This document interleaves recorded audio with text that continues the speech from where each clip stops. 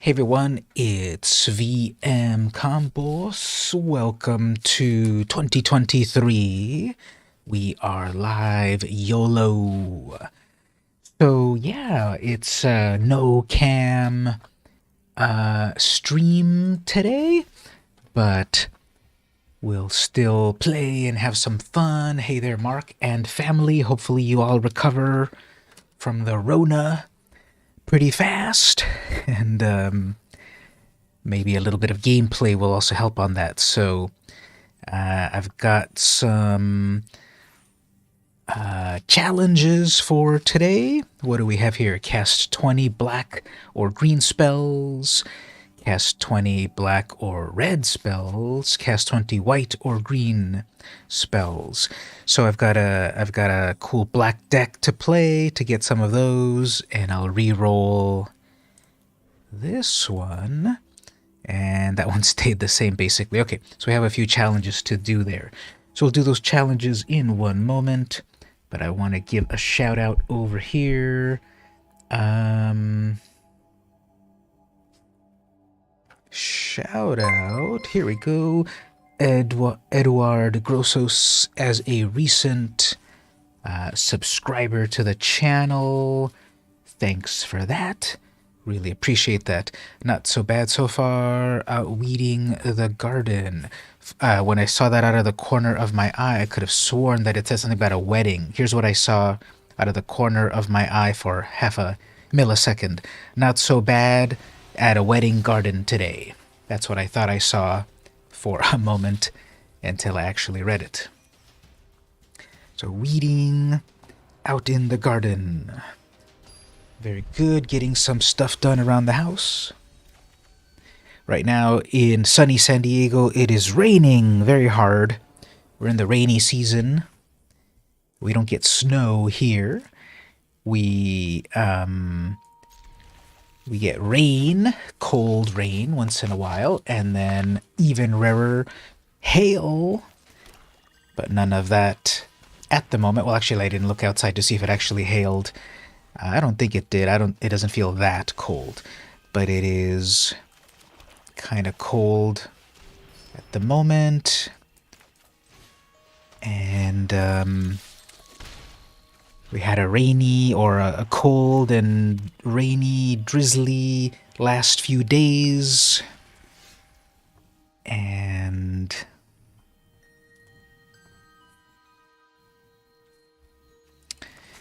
so,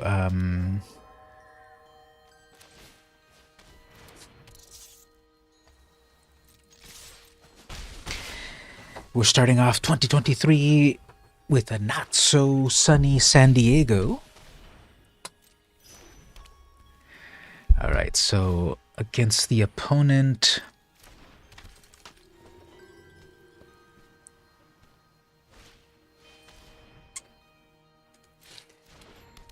we've got Liesa, Archangel. I'm missing land drops. All right, let's do this. There's a lot of effort, but it'll do cool stuff.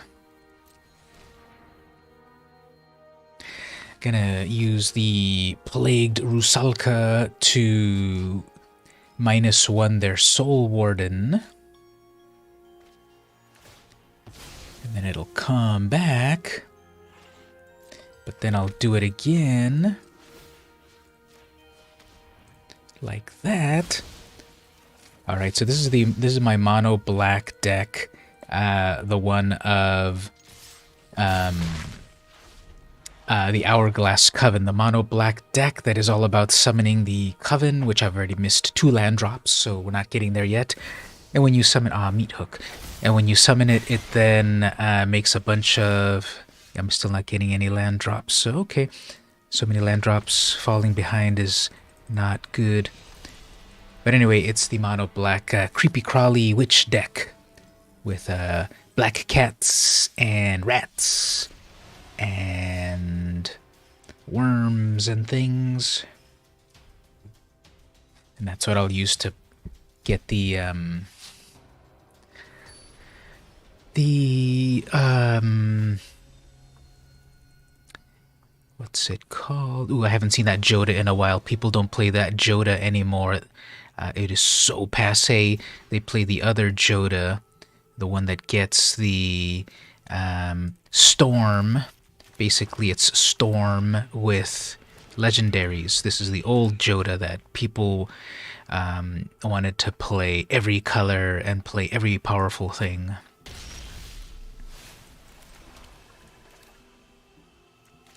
Alright, play this slightly slow because I'm gonna...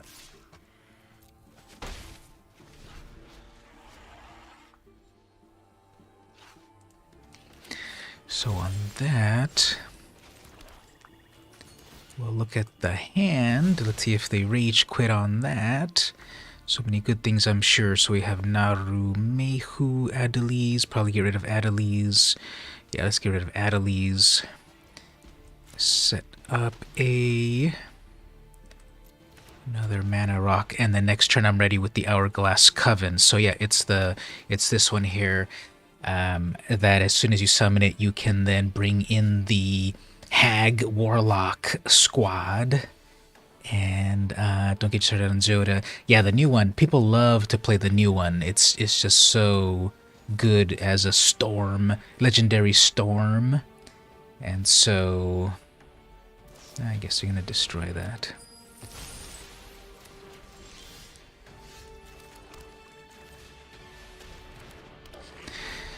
So it's this legendary storm creature, and people love playing it, and I guess they have enough mana for Joda now, and I don't have any removal.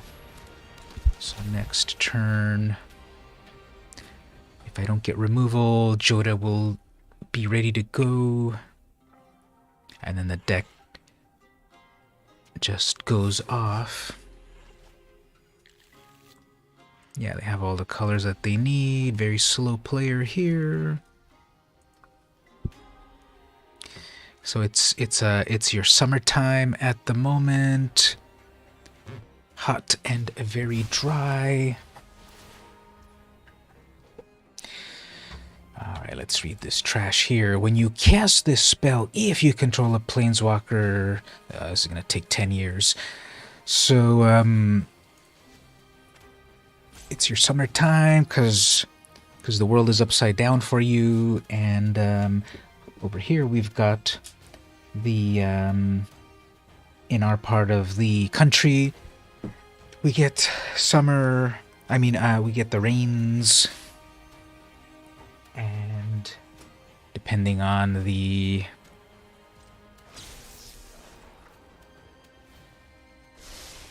various factors, the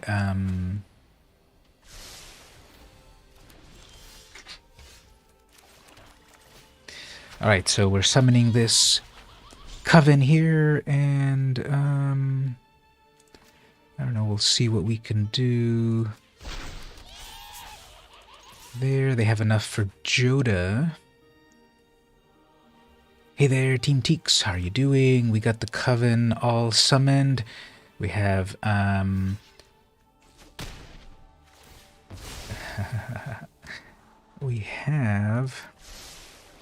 we should give them cool names. We have this Hag Warlock, and this Hag Warlock, and this Hag Warlock, and all together they form the Hourglass Coven.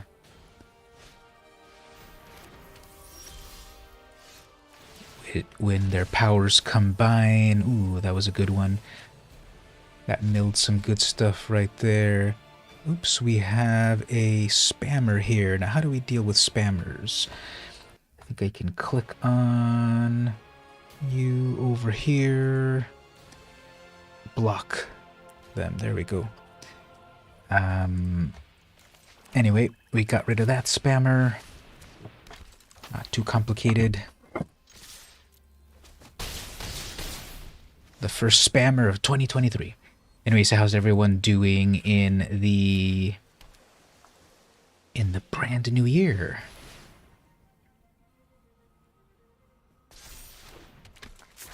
Alright, so I definitely need to get some removal on my next turn, or we're in big trouble.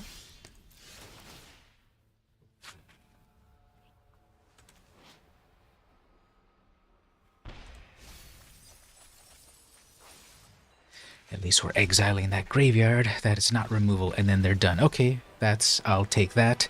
1 Joda, 1 human wizard versus 3 hag warlocks. And that is the correct response there. You head for the hills. So this is my my creepy crawly coven deck, where I've got some little rats and cats and worms and things and the coven.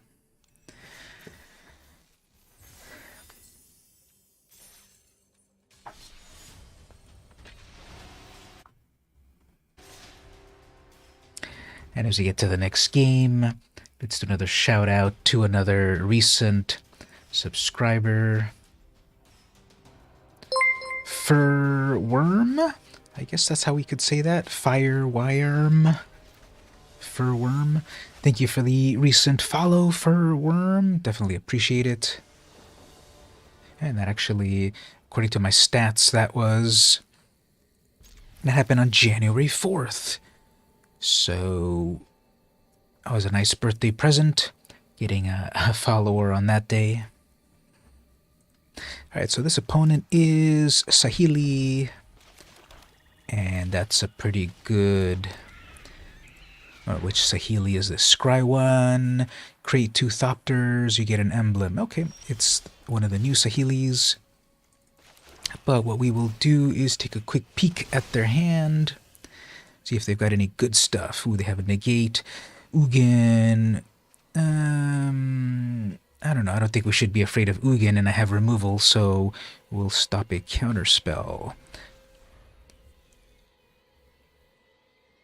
Turn 2, they'll play their Cold Steel Heart. Like that. They'll choose red. Yep. Then we'll play this Goblin Shaman. Cool art. Wart Eye Witch. Now that's interesting. I could have sworn that this was a witch, but it says Goblin Shaman. Even though the name is Wart Eye Witch. Doesn't make sense.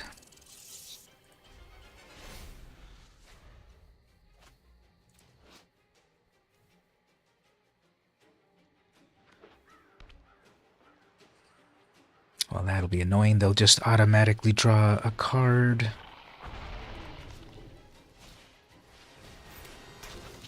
Well, they have enough mana next turn, I guess, for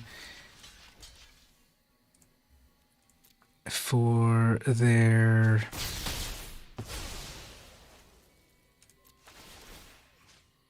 that was a really bad... that was a really bad turn for their side. I don't know why they attacked with that at all.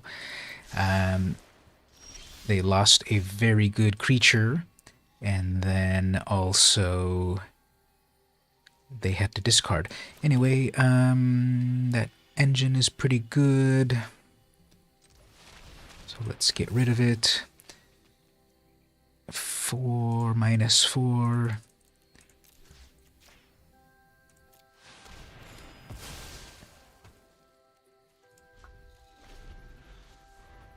If they drop their next mana, they can play Ugin. Okay, next turn we'll definitely have an Ugin, but I've got a Serpent ready for that. If you draw a discard, no, of course they're not going to discard their best card. Whoops. And do we want to lose that? Yeah, no problem.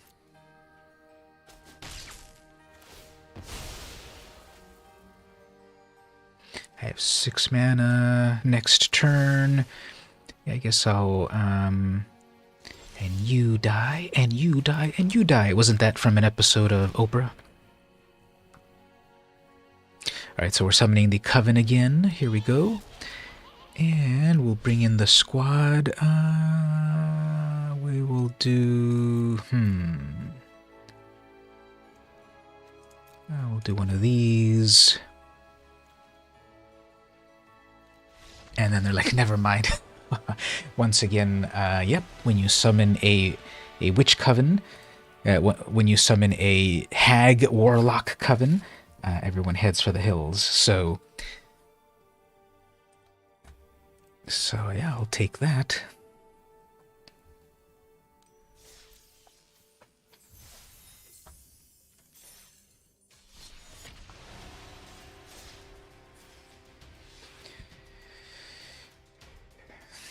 So I made myself, what's the last thing that everyone ate or cooked?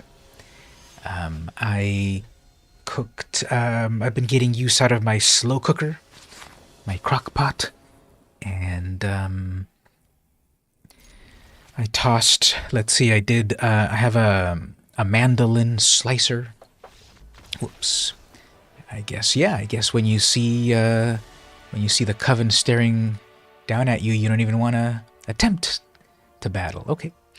Anyway, so I've been using my slow cooker, and I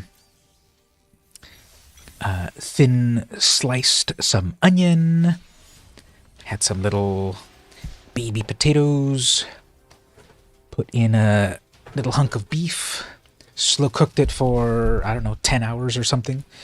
And then the next day, there was a nice meal waiting for me in the morning. And that's what I ate today. And what I will eat for the next several days, because it's gonna last.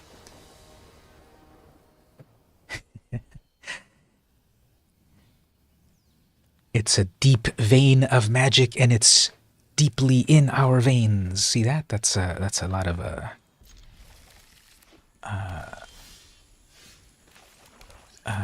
synonyms.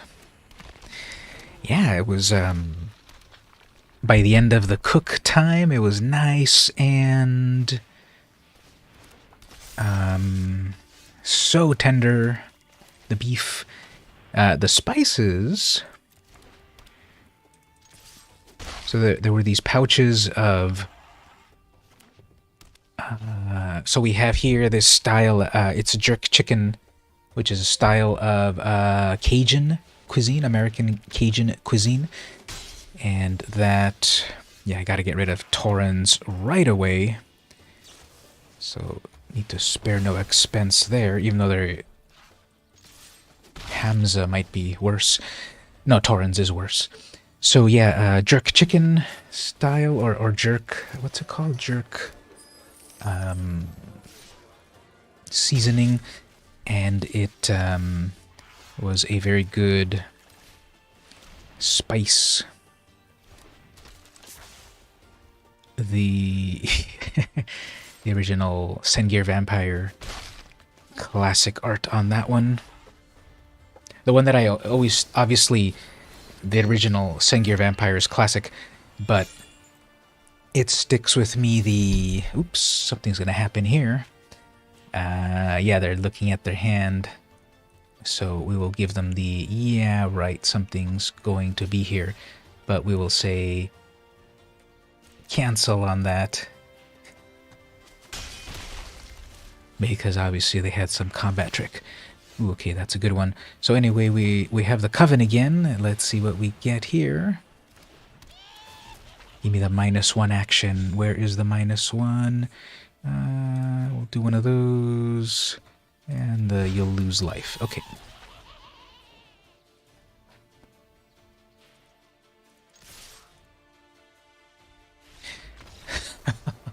Yeah, this deck is not that amazing, but people get freaked out when you cast one creature and I get 3 creatures, and each of the 3 creatures has amazing abilities. And then they look at the art with me and my Cauldron of Evil, and they just freak out and leave. I guess that's fine. The new Sengir Vampire kind of looks like he's having a stroke. Let's take a quick look at that. I don't know if I've seen the newest one. I think that there's so many new cards I haven't had a chance to look at them all. So, oops, not there.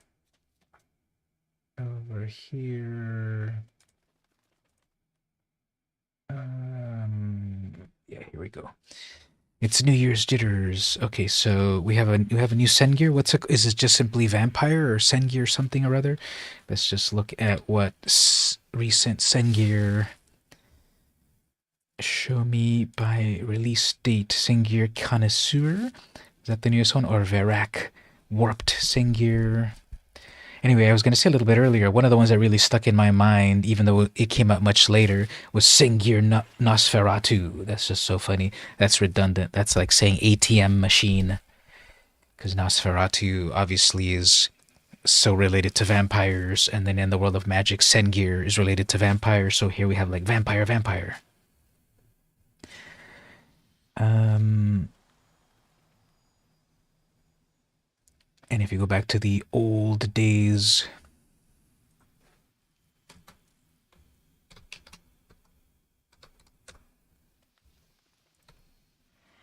obviously the classic Anson Maddox Sengir Vampire. And then in Homelands, Baron Sengir. We got the whole Sengir clan in Homelands. Baron Sengir, Grandmother Sengir, Arena Sengir, Sengir Autocrat, Sengir Bats, Veldrain of Sengir, and good old Castle Sengir. And we didn't have any more of those for years until Time Spiral, Sengir Nosferatu. And then no more until even years later, Kazarov, Sengir Pureblood.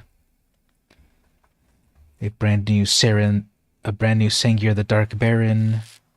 People were saying it was pretty underwhelming. Then we got Sengir Connoisseur and Verak Warped Sengir. Flying Death Touch Lifelink.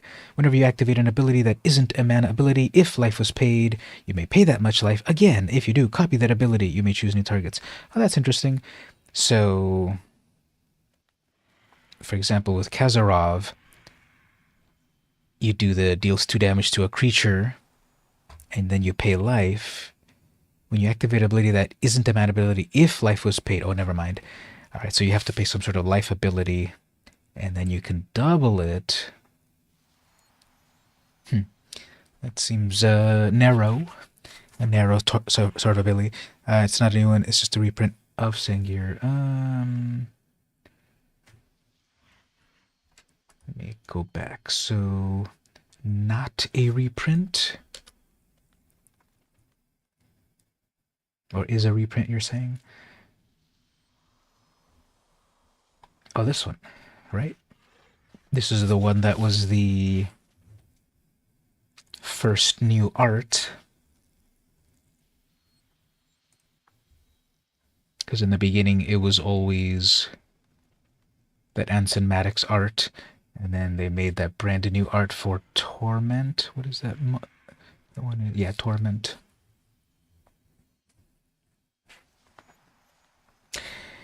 Yeah. Oh yeah, I see. The newer as in from 20 years ago. That one, that art, because the classic one's from 30 years ago, and then the newer one is from 20 years ago.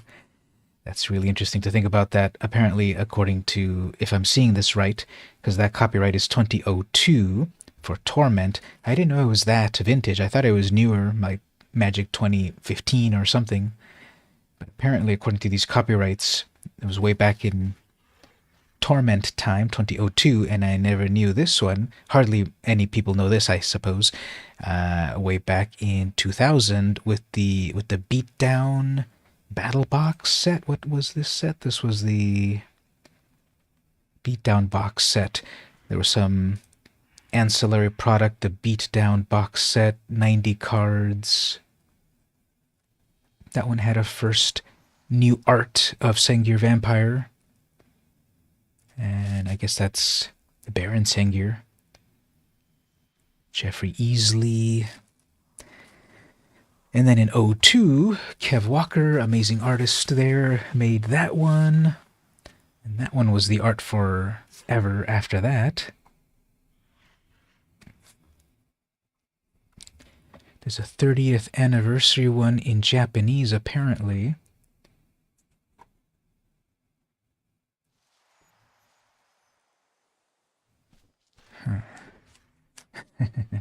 Yeah, I've been saying that a lot for the last, I guess, 5 years now. So, I guess you're officially old when you're 40? Or the youngsters are going to say, no, you're officially old when you're 25. Alright, back to some gameplay.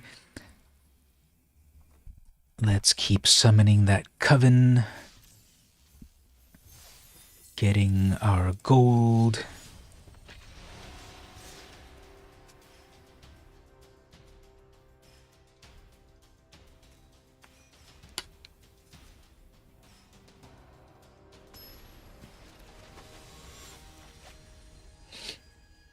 Alright, this one might be annoying. I don't see people play Toski very much, but every time they do, they always draw so many cards. This is one of the cards that triggers me. Toski triggers me so much, so does Bomad Career. Because whenever people play this one, they just draw so many cards, and that triggers me. Even though not everyone plays the deck properly, but at least I get to go first. And I do have removal here, so even though it's an indestructible squirrel, I have removal. And they did mulligan twice. And no turn 1 Llanowar Elf, so that's good. Alright, turn 3, Wart Eye Witch. Signet, they're going to have their Toski next turn. That's fine, they'll be tapped out. I'll have enough to balefully master it. Send that squirrel back to, Scute Swarm, okay. Pretty good.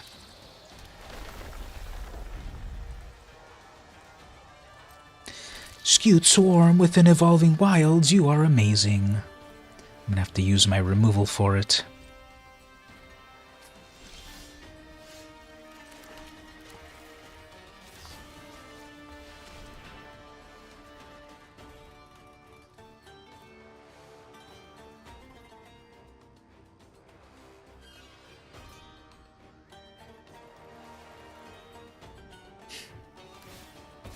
Yes, opponent, you can react to me exiling your creature by cracking your fetch land. Amazing.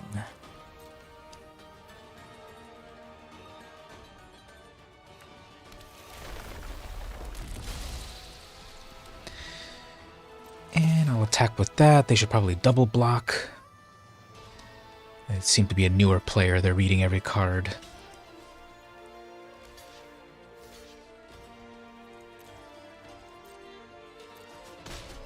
Which is fine, which means hopefully they don't have their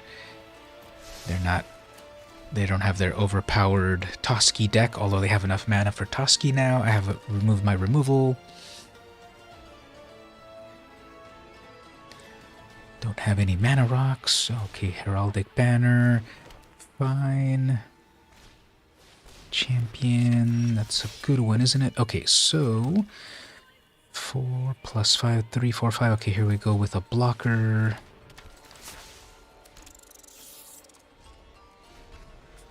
Next turn, Toski. They will attack. Of course, I'll block. I don't want them to draw cards.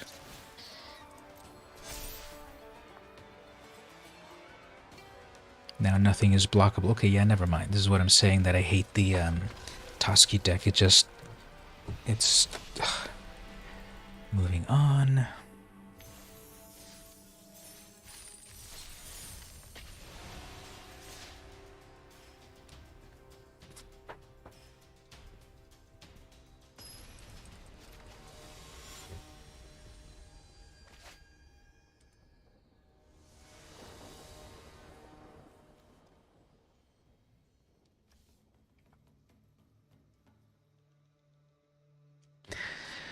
People play that Goshen tie a lot because it gives them every color of the rainbow.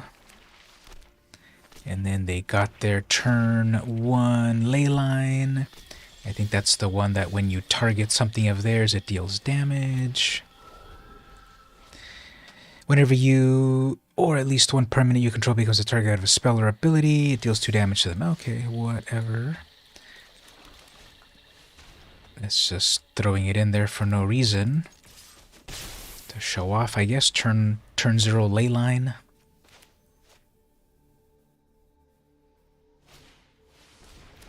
Sanctum Weaver, they missed the land drop.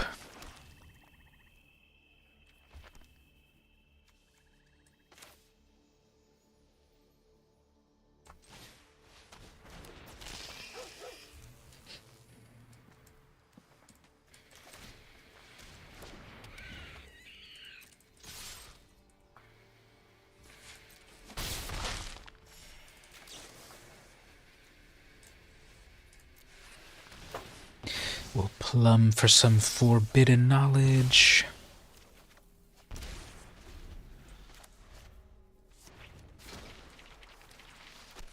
seem to be missing. Nope, they got their next land drop. They have 4 mana. They have enough for their Goshen Tai, but I have an answer for that.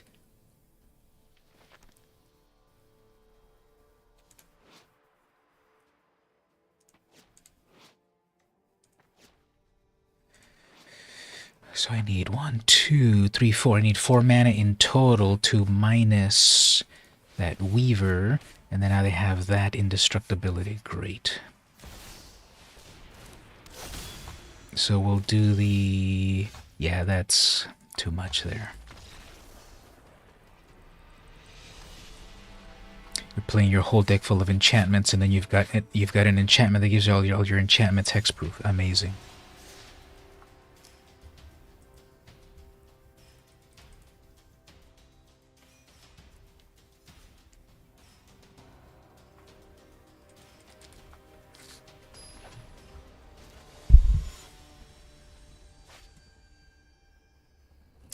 All right, Brunor. That one.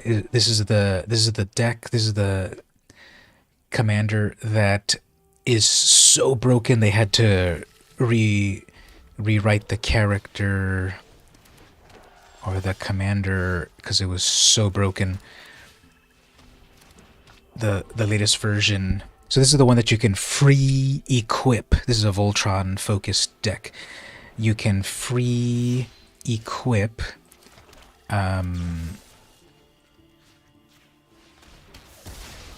equipment with Brunner, but it was so powerful they had to change it to be you can only do this once each turn. Hey there, Gabe, how's it going?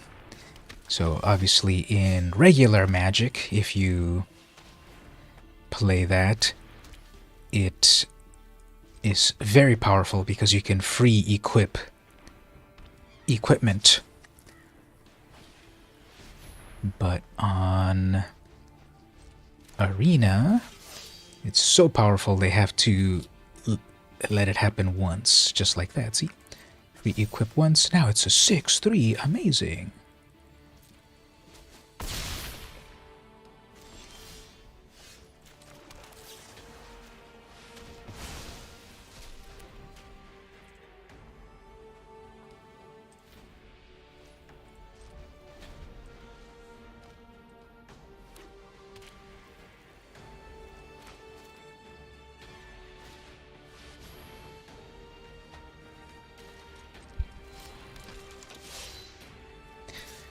Now, can I...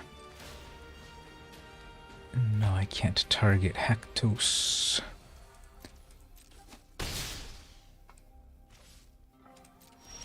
And then I guess what I'll try here is to summon the Coven.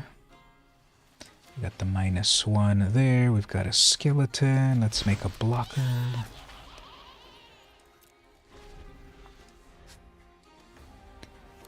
Well, there's their 6th mana. They got Brunner back on, but I've got Introduction to Annihilation. I'll have to use the whole Coven to block everyone. You're not attacking alone, so whoops. That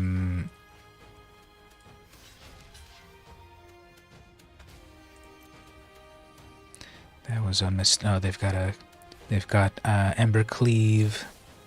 Nope, one of those. Fine.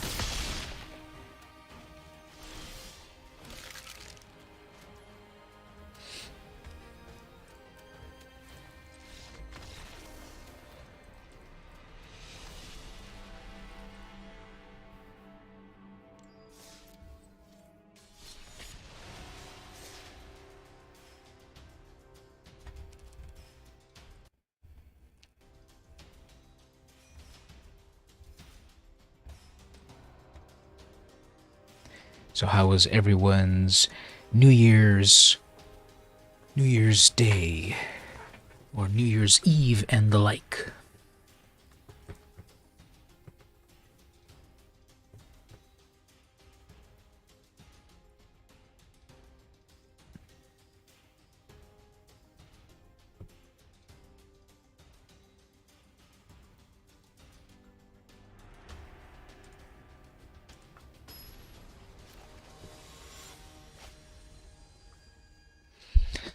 white Heliod.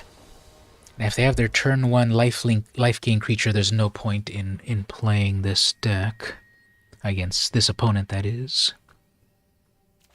But they will, of course. I'm sure they've built the deck. Here we go, turn 1 lifelink creature. No, but it'll be their next turn. I don't know. I don't think I should play this opponent, but I'll give it a try for a moment.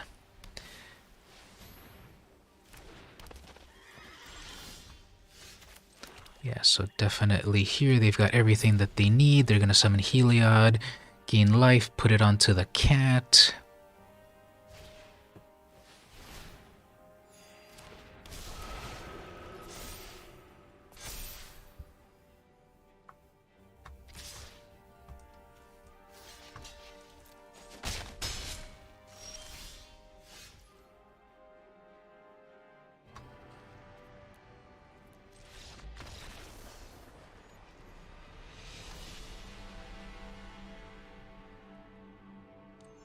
Oh yeah, I remember you said you were going to go to the Discovery Coast Living Living Coast? Is it Discovery Coast Living Center or Discovery Living Coast Center? Well, one of those. But there was someone making bubbles. Seems fun.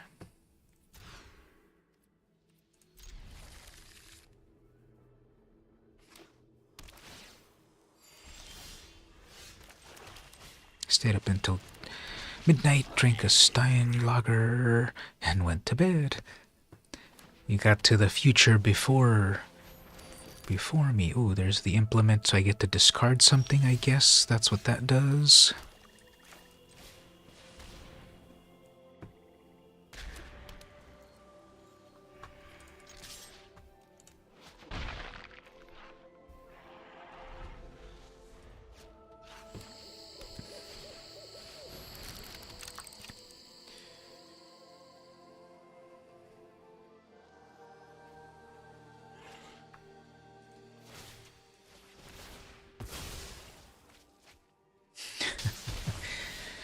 Well, that was interesting.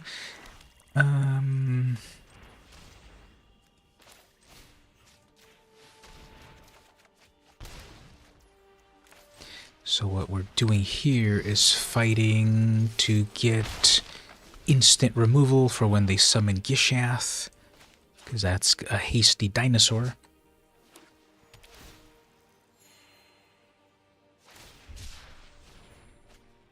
Oh, there was a Miley Cyrus special available on Peacock. Pretty good music with Dolly Parton.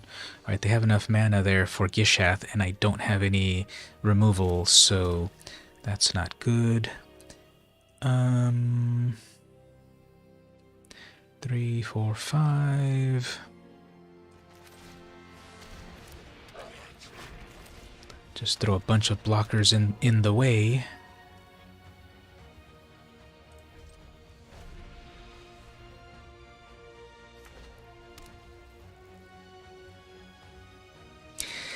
Yeah, definitely. I've been taking lots of pictures.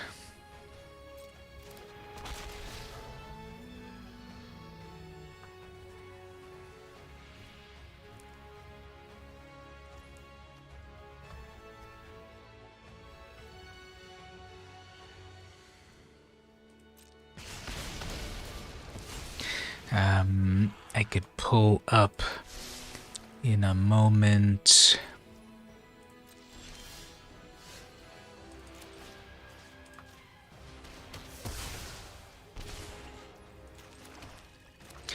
So I've been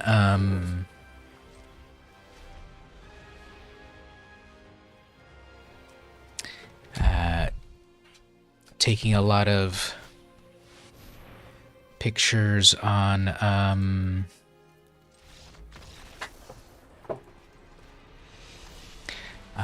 vintage digital cameras. So over on Reddit, I'm the moderator of vintage digital cameras. So if you've got a camera, there was an old digital camera from before 2010. That community is all about share your pictures. So with your old camera, take some new pictures.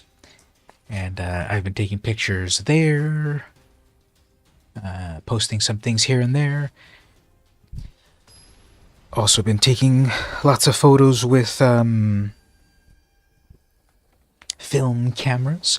Haven't been uploading those as much, just kind of been trying to get back into taking film photography and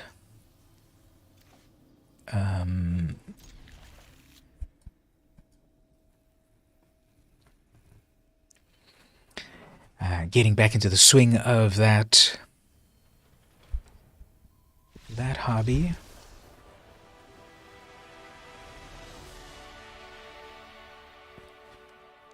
The big thing about with the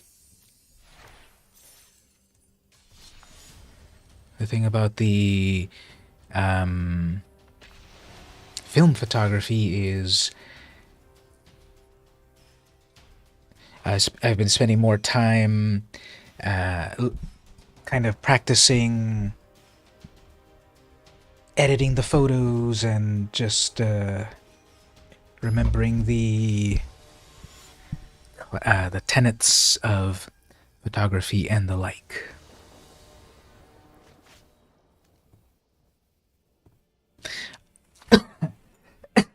Alright, so I switched over to this mono white vampires deck. We have Adeline as one of the opponents, one of the most difficult opponents. They're just going to make so many creatures so fast, but I have removal. One removal. Nahiri's binding isn't so good, but I have the swift response. Okay. So they're going to summon Adeline this turn. Have an attacker ready. Yeah, so I'm going to hold on to my removal right there. Oh, but it doesn't even tap. Never mind. Ugh, I hate this freaking algorithm. It just matches you. It's so stupid. It has removal that is based on the creature tapping, but it pairs me with an opponent that has vigilance. I don't want to be so paranoid that the algorithm is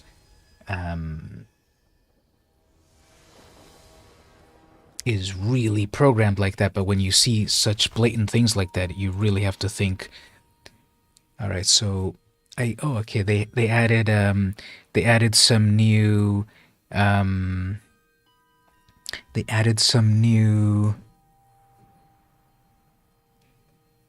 cards to Arena, so they've added Sliver Hive Lord, and all your creatures, all slivers, not just your slivers, have indestructible. So don't really have any good removal there. They're taking forever, and no one likes a sliver deck, so oh well.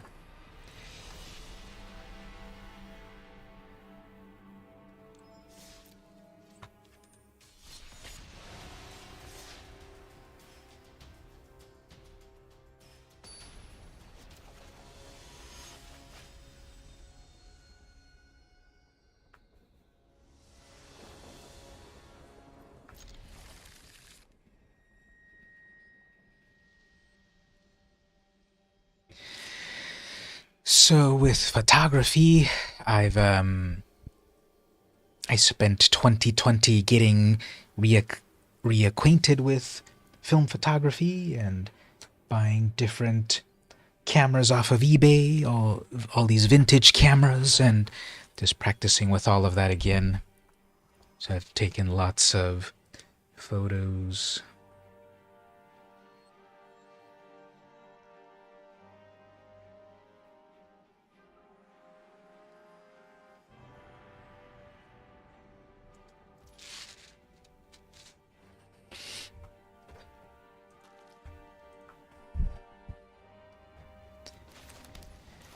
So if I have an easy way to show some photos, I might show some a little later.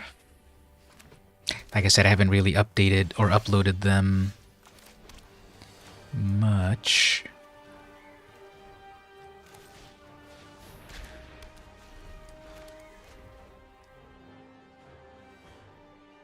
But I think I've been finding a lot of satisfaction in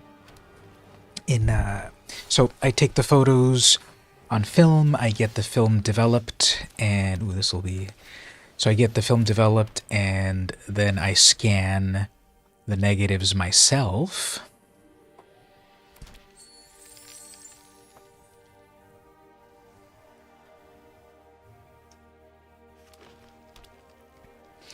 And then spend time on Photoshop to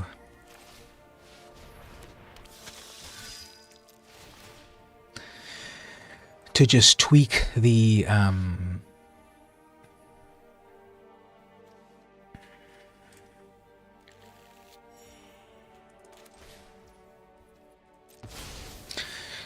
results to be perfect.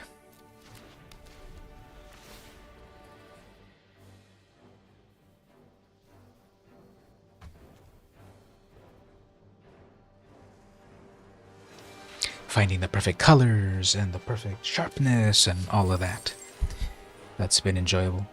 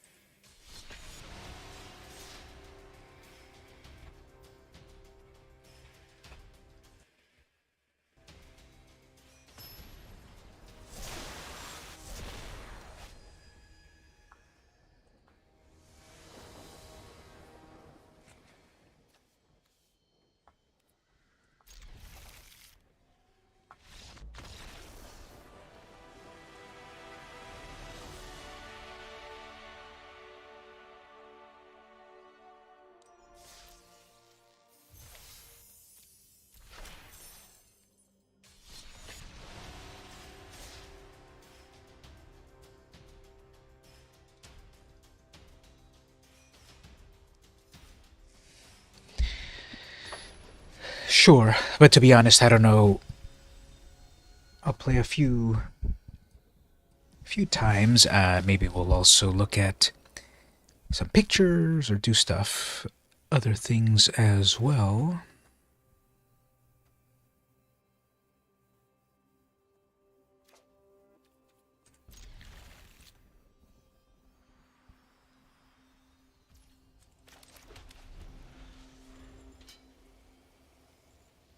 That little ghostly pet thing is pretty elaborate. Over here, its lantern was on the ground, and then it appeared through the floor and picked it up and all that fun stuff. And then it looks like when I interact with it, its torch goes out like that. I tapped it and then the torch went out. Oh, that's funny. So it is kind of complex.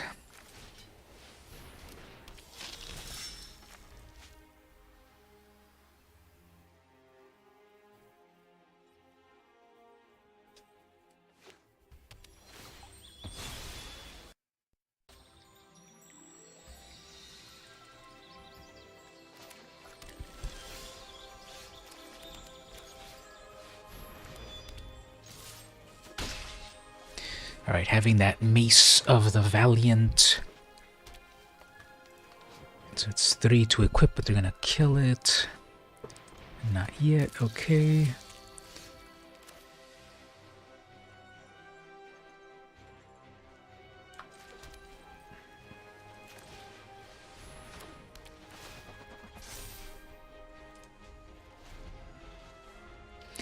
They have their 4 mana for Omnath. That's the, oops, not yet. That becomes a 5-3. They're gonna destroy that. Won't block.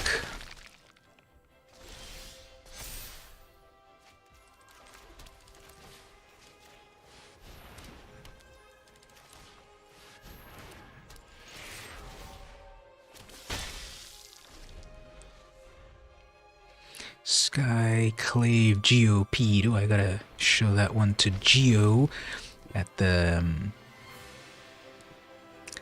game, our game group?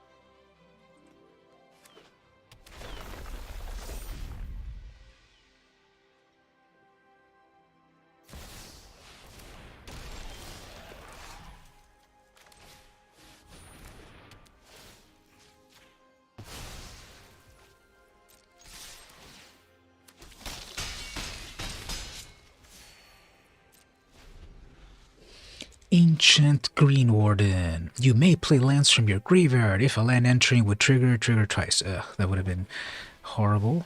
And then we got the Tireless Provisioner. This card is so... It's a uncommon and it's so good.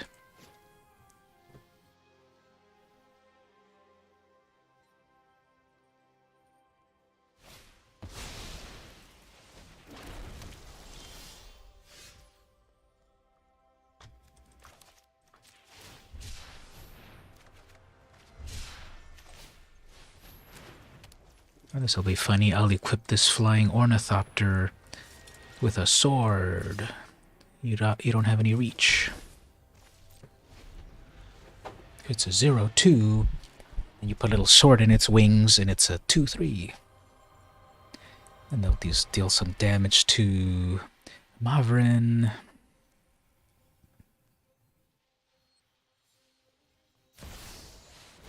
Yep, they're gonna hit Maverin. Drop a land, do something there.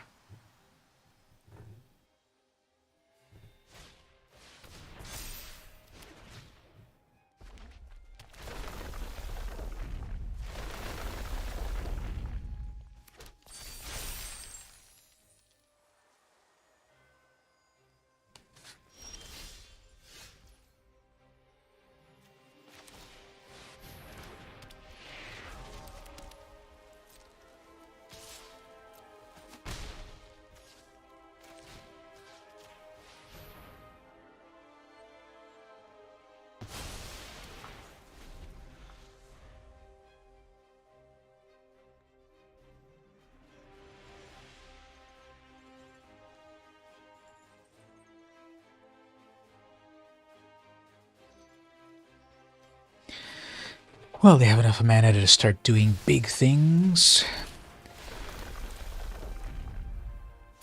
And these are all lands. Okay, cool.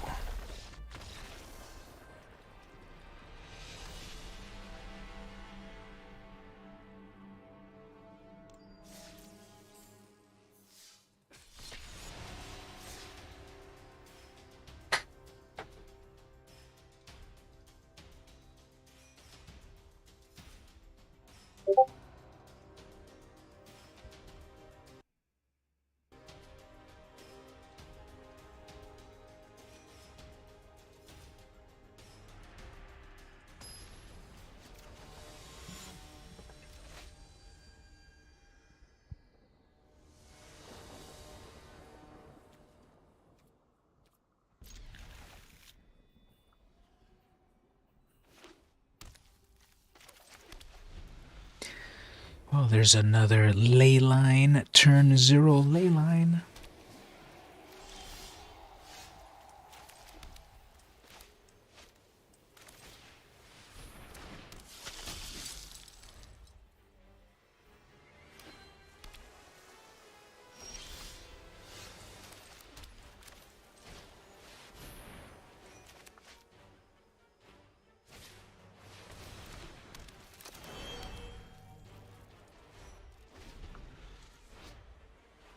draw a card. You may put a land card onto the battlefield. Okay.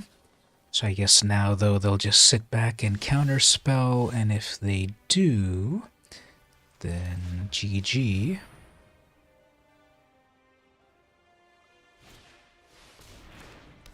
Yeah, that's even worse, so okay. What is the next set coming up? I have no idea. One just came out maybe 3 weeks ago. So, to be honest, I'm kind of checked out on the in real life Magic sets. There's just too many of them to keep track of. And on 2022 was when I really felt that it's too much Magic. So I used to get a box when the new set came out, but Kamigawa, the last Kamigawa, I guess in January, a year ago, is the last time I bought a box. Well, it was half a box. Me and Stevie bought a box, or half a box together.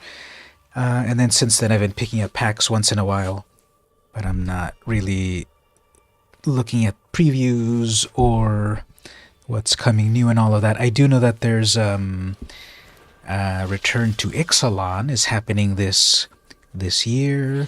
Oh, I guess there's also Return to Eldraine happening this year. So I guess I did kind of hear that vaguely. And Secret Layers and lots of stuff.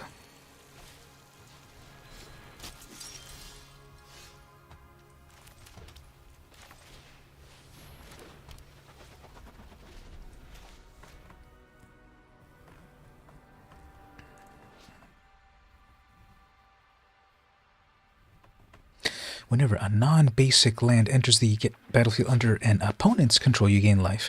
Well, all my lands are basic, so no problem there.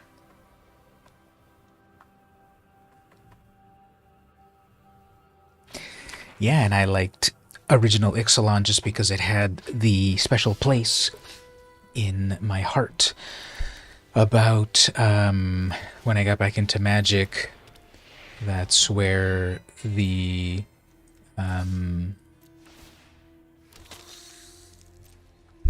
when I got back into Magic, that was the first set that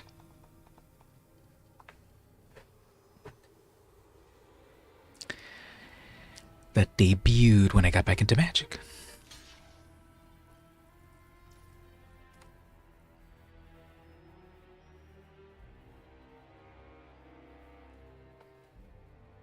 That was in 2017. If we do the math, that's longer than I would think.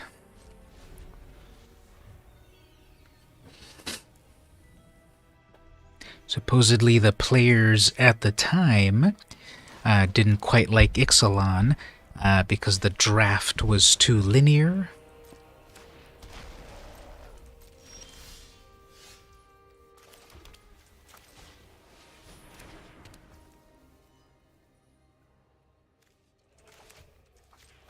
But I liked it because I liked the background story and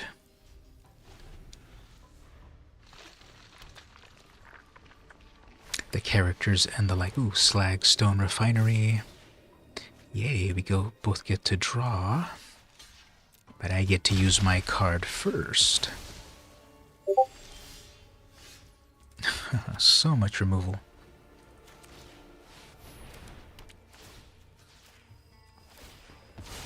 Hey there, Steven. How are you doing? We were just talking about Return to Ixalan and more pirate support.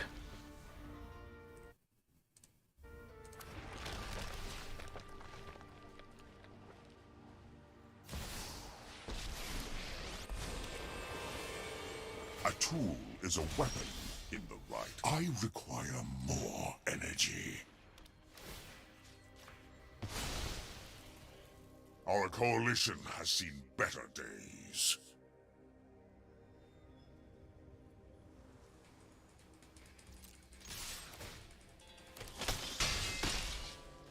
Alright, so the opponent is playing colorless. They have plenty of mana to resummon Karn. I don't know, it's coming out this year. That's all I know. Because there's lots of sets all the time. But yeah, I doubt it's March. Oops, Worm Coil, that's a good one.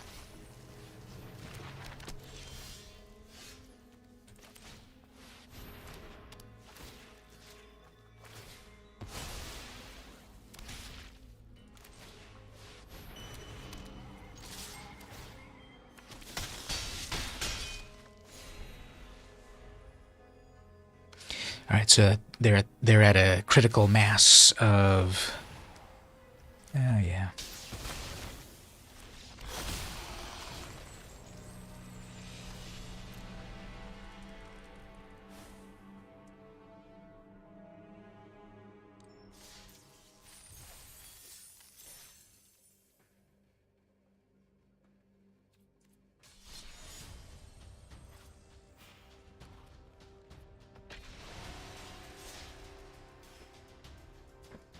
All right, so I'm going to switch over to this colorless Ulamog deck. I don't think this deck really wins.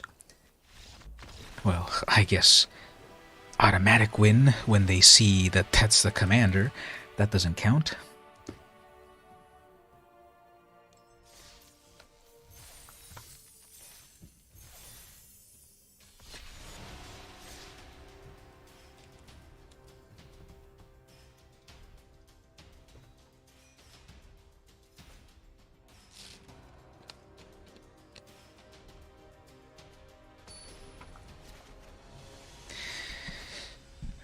Thanos, the toy maker. Oh yeah, so what was the classic Thanos of the old days? Thanos' wand? Was that it? Was that the old Thanos name back in the old days of Magic? Now we have the Thanos, the toy maker.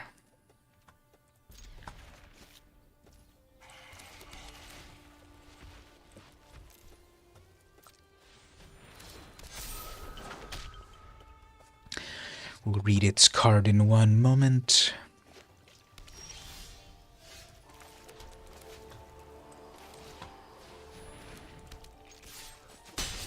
Alright, Thanos, the toy maker. Whenever you cast a beast or bird creature, you may copy it, except the copy is an artifact in addition to its other types. Okay, so we'll see if they have some sort of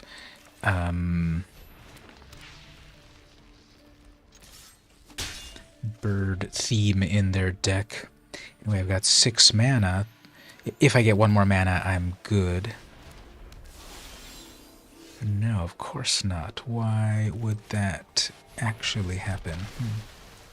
The deck has 1,000,000 mana, but then doesn't happen. Okay, so they're gonna have all their mana for Thanos. They're gonna do a beast. That's annoying. 2 mana left. We are but motes in a vast begone, interloper. Let's see if having that Ugin on board helps. Okay, then we're going to have the Sundering Titan next turn. 6 mana. That'll be nice and devastating.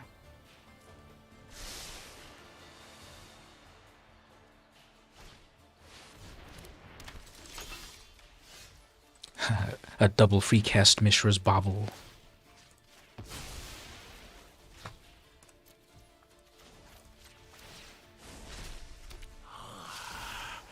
Secrets manifest before you.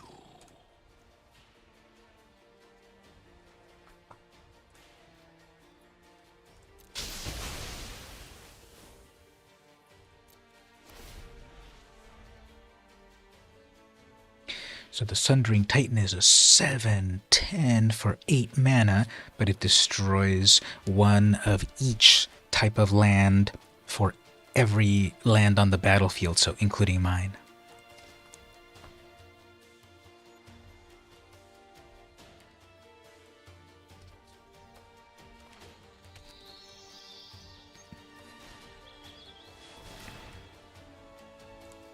So that's a beast, so it makes a copy. Okay, let's see if their amazing plan pays off, which is to make copies of beasts and birds, I guess. They're going to pass with counterspell mana. Or not. Okay.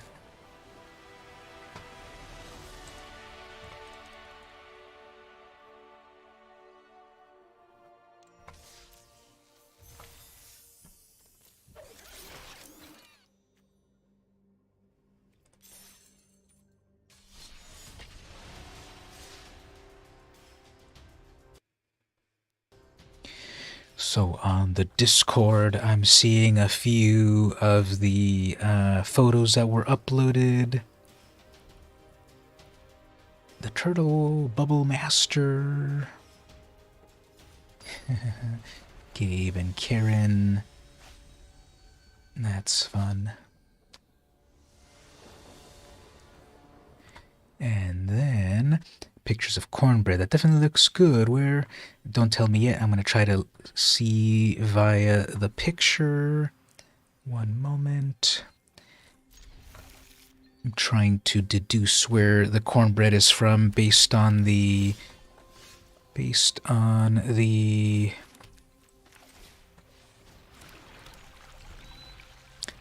what's written on the plate, but I can't quite tell what it is. So yeah, tell us what that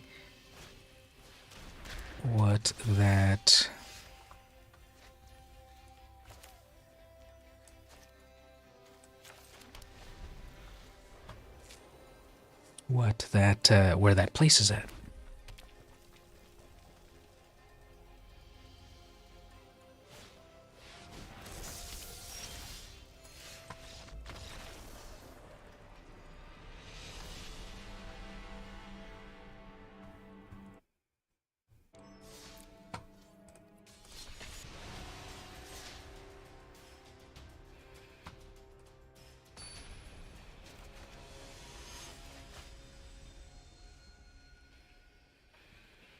We got a new printing of Zur. It was Zur the Enchanter previously, and now Zur Eternal Schemer.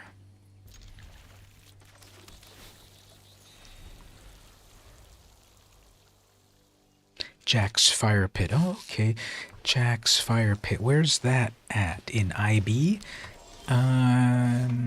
I don't think it's a new place, right? IB is small enough that you kind of always know when there's something new going on, right? So where's Jack's Fire Pit at? Is that on Palm Avenue? Near the McDonald's, or is it closer to the beach?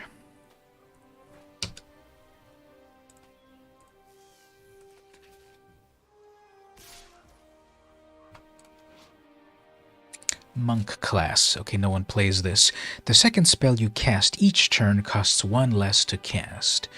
Level 2. When this class becomes 2, return up to 1 non-land permanent to its owner's hand.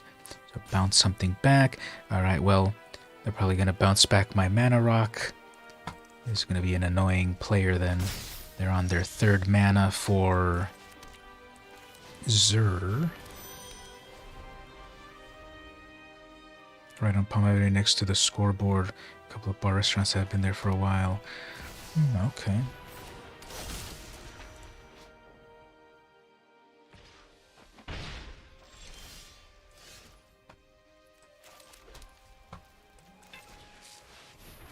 Well, I have enough mana for Ugin, but they've got blue mana open.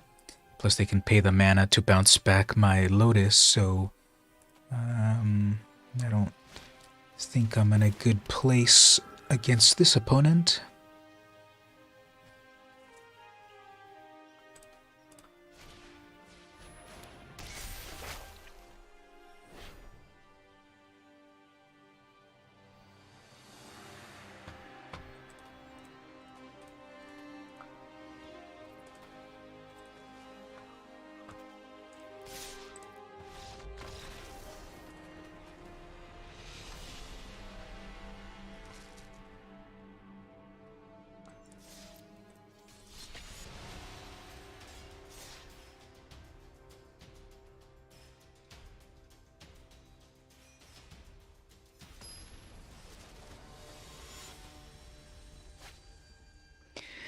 So while both of you are here, Stevie and Gabe, I'm still trying to plan the... oh yeah, Nova Brazil is like right on Seacoast Drive, right? So anyway, I'm trying to plan out the photo meetup, right? I put the message on the club Discord about a photo meetup. So if you're interested in that, you should answer not just like, yes, I'm interested, but actually put some feedback like what's a good day and location and stuff. You know, I think when anyone asks these things on the Discord, it's not just a matter of answering yes or no and stuff. It's a matter of also giving an opinion about what to do. So when I put there, like, let's meet up and do photos, you should answer how.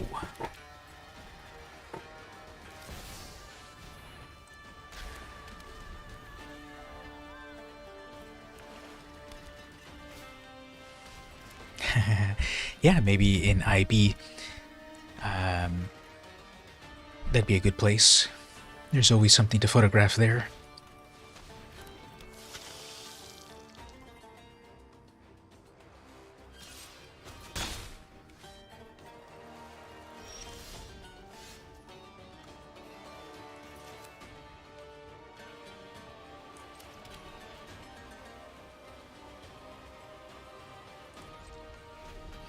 All right, let's see if this will work.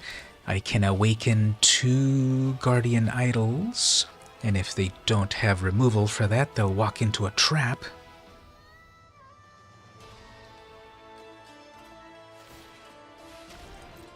All right, they're tapping out. That's good.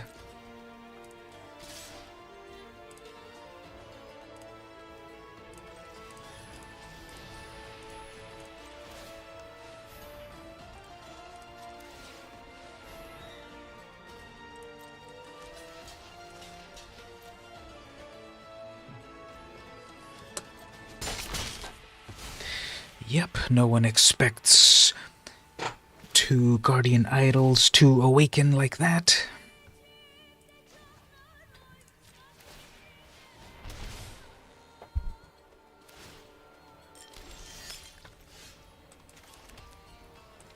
And then we've got an Ugin out of nowhere.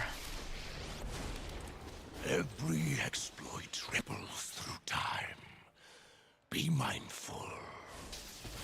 Bathe in ghost fire.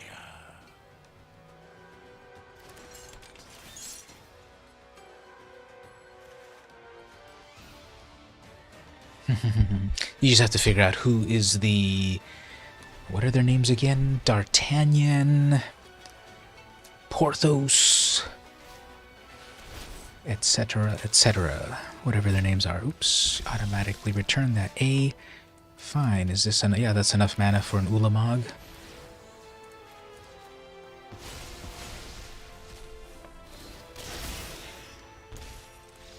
And yep. Pretty big one.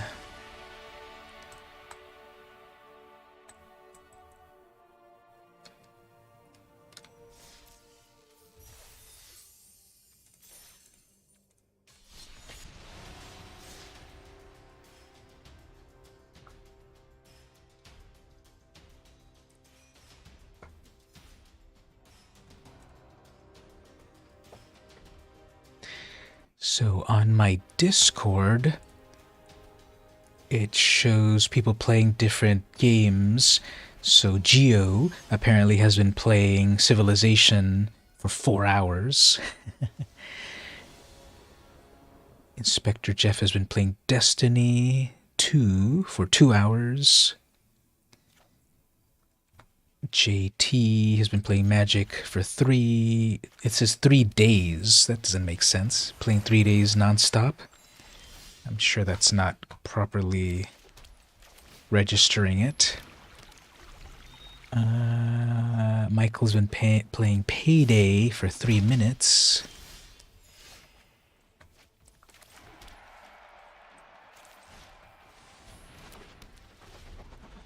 And...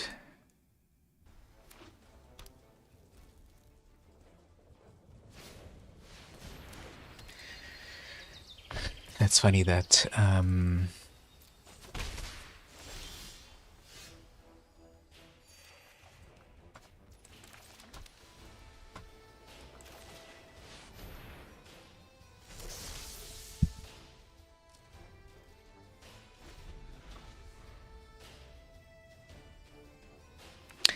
Nah, I'm too boring to have a whole audience of people, but thanks for the offer.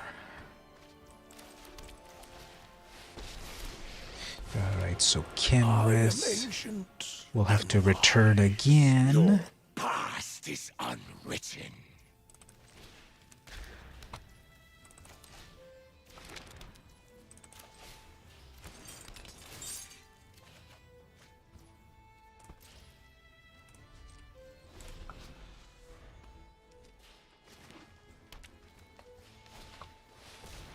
Cultivate.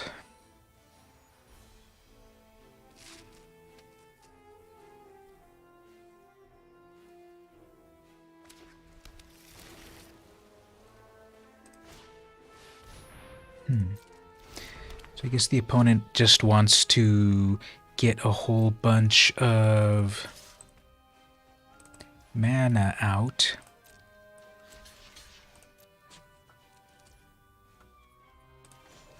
And get out their returned king.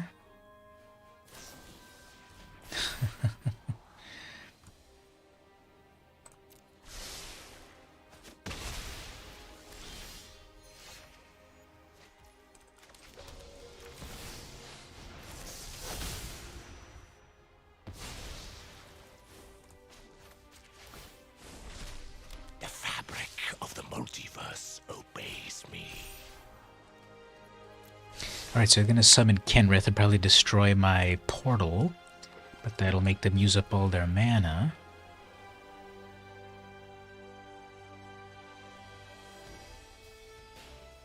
Is anyone playing, according to the Discord, no one's playing Fortnite at the moment. So 2 mana, they'll use that mana either to probably give it haste. If it gives it haste, who cares? Then I just block. Oh yeah, there we go, trample and haste. Alright, so that is going to hit, that is still going to go 3 mana, 3 damage over. So I guess we'll be fine with that. Because then we'll just resummon Ugin. So be it.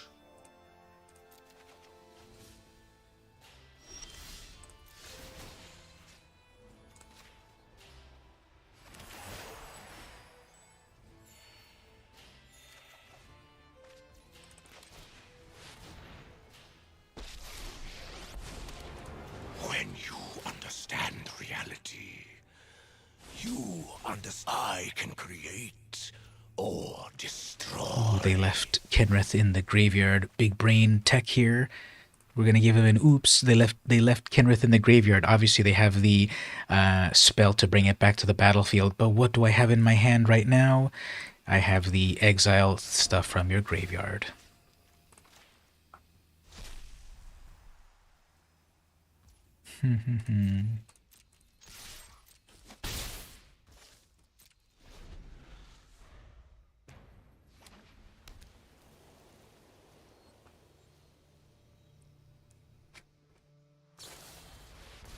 Pulse of Murasa. Return a creature or land card from a graveyard to its owner's hand. You gain 6 life. Okay. Thanks. I think they meant to do that to themselves. Yeah, they messed up right there. Because they thought that they had... They thought that they had Kenrith still in the graveyard. But they didn't see that I cast the graveyard removal. And then they played their spell to return a creature, and the only viable target was my creature. So...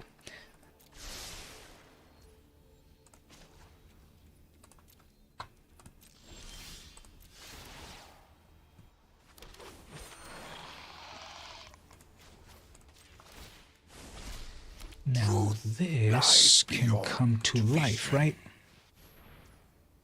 Yeah.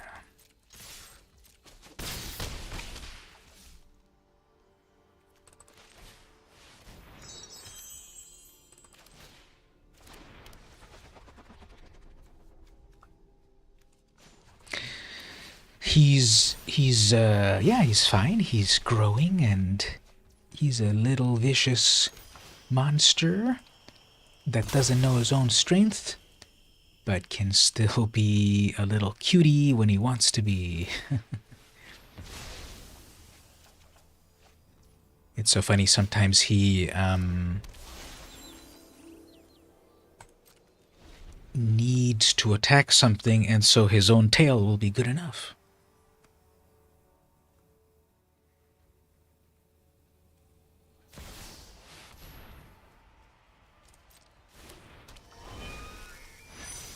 Alright, I guess 1 more mana for haste on that.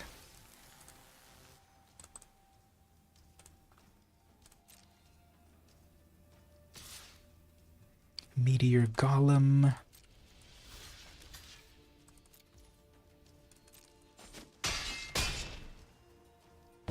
I will seek other allies. So either I will pay 10 mana or 7 mana. My presence alone will guide you towards my plans do not include you.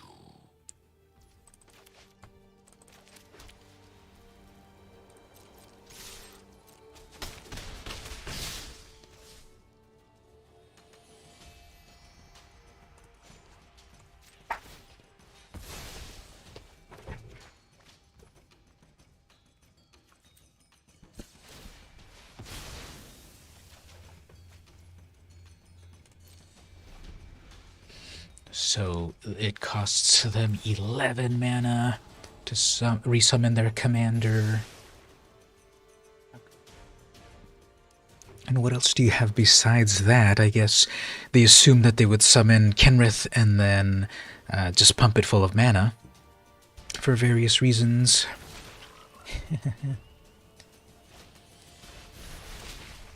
Okay, I guess you've got 2 flying frogs. I think that's supposed to do more powerful things than that, but okay.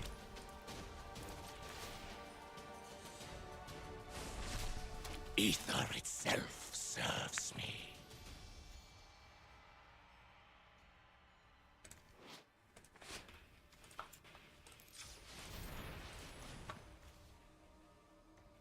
So they have enough mana now to resummon Kenrith.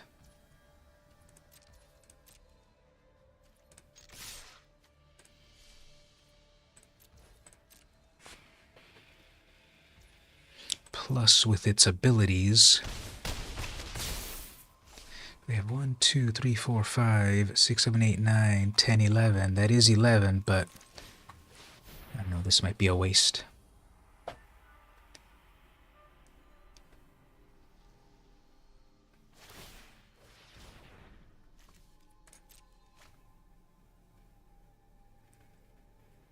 And they drew into a counter spell, I guess. Oh no, never mind.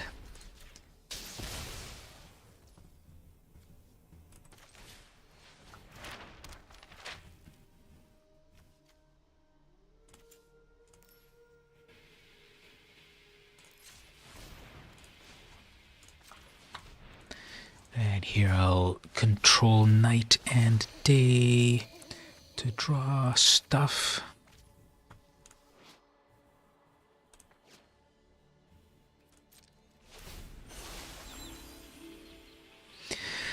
Yeah, it's a lot of stuff on the battlefield.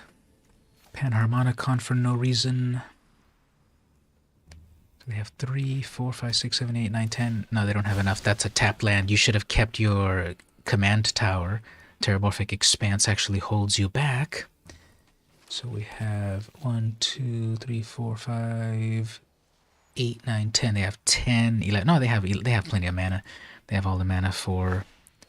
Oops, they have one of those. Fine. They'll attack. And I'll block that.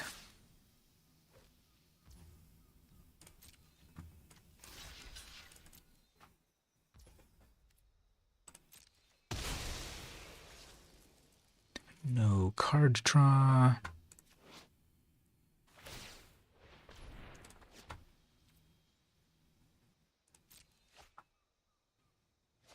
Draw, then discard with nothing in your hand. I don't know if that's a great idea.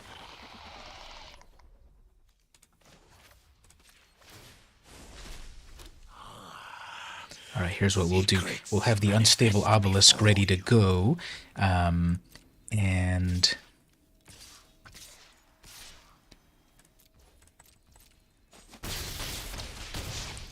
the unsuspecting opponent will summon their 11 mana commander.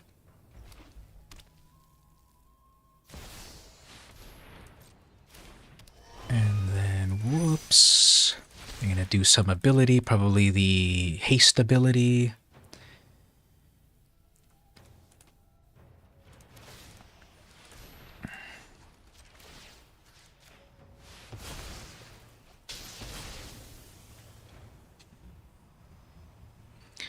Or that one as well.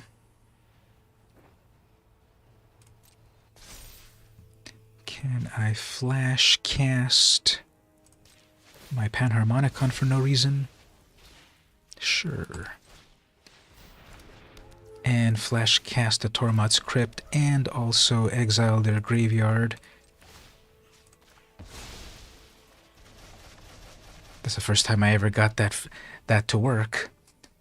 Flash, and then they just lost their will to live. They didn't even choose to get their commander back into the command zone. So, okay, good game, opponent. Anyways, let's do one of those and one of these. Bring to life one of these. Go in for a huge attack.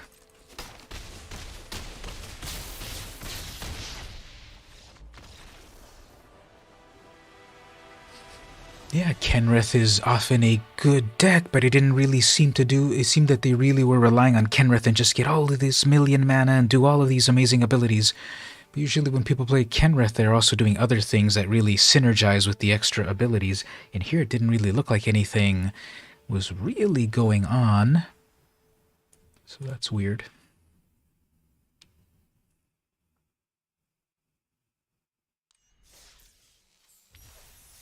Yeah, I threw everything I had.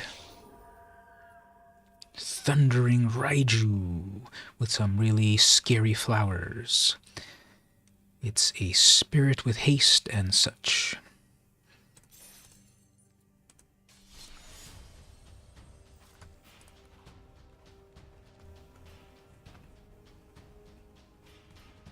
Haven't played this Umezawa deck very much. That's the one where you cheat in all of these huge creatures.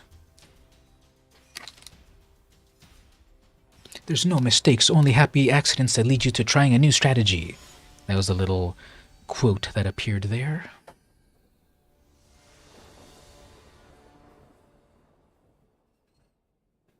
Alright, I go first, and I've got the pieces of the sneak attack puzzle. I just need to get something to sneak in. Well, yeah, Brawl, technically. There's no commander on Arena. But, yeah, commander, but Brawl.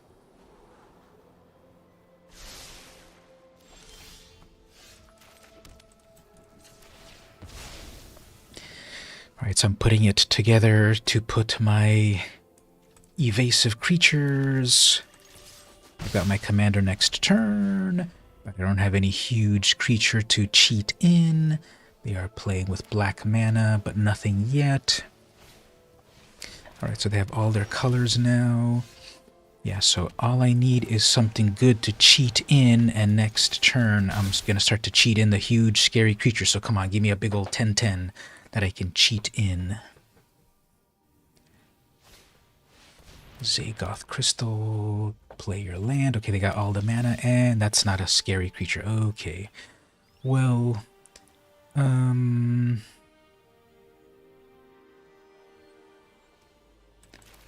that's annoying. Okay, so we'll just...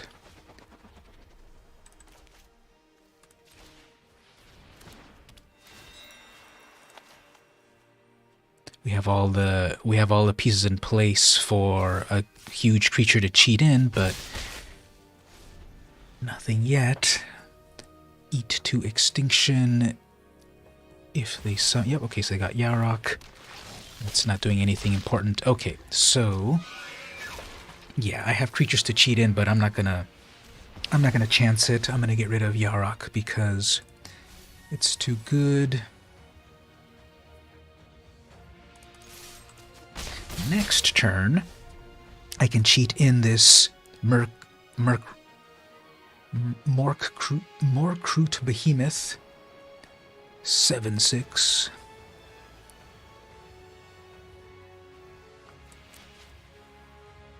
They have black mana for a cultivate, 2 mana left.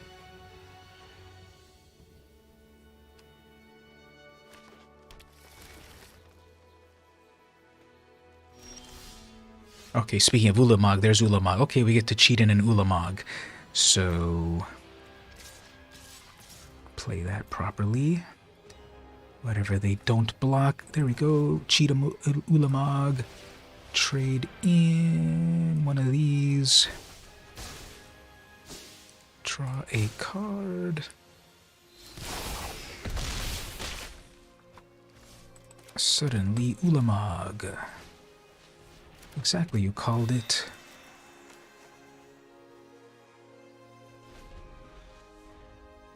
Alright, so even if they cast Yarok now, it's big trouble. They can't destroy Ulamog. Mindflay. Okay, they're gonna steal my Ulamog. Fine. I'll give him the... Who cares? That's a tapped Ulamog. Ooh, and then they're gonna steal one more thing. Okay, that's bad.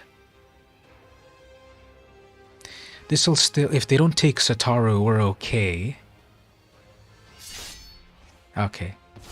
GG, opponent, anyway. Alright, so then I'm gonna cheat in... You know what? Well, I'm just gonna go for the safe bet. The Disruptor, and then cheat in a 7/7. So yeah, stole my Ulamog, but how's that?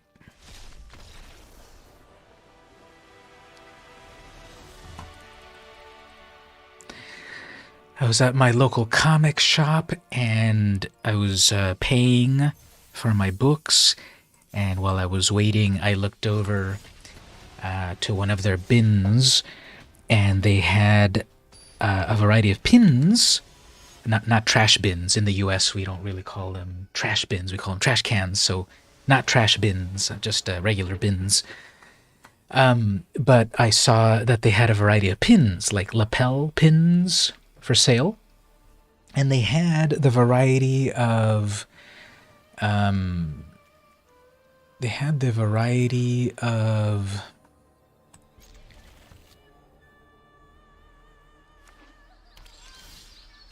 Ravnica guilds, and I didn't get it because I was already leaving to pay and such. But yeah, they had the Demir pin, so I'll probably get one next time. All right, so here we go. We got another vicious.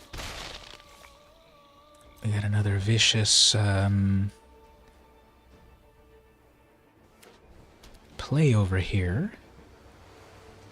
If they don't... Okay, so they're playing an alchemy card, so that's horrible as always. But at least here, okay, I get to play this. And next turn I'll attack, and then I can summon Villis. Okay, so if they play their commander, they'll tap out. Nope, they're gonna kill that one. Okay. So then they don't... Then they still have a blocker, so they know what to do here.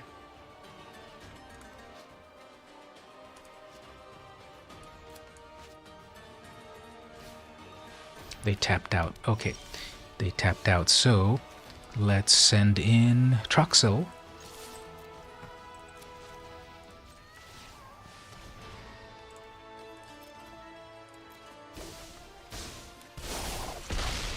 And that will slowly weaken them.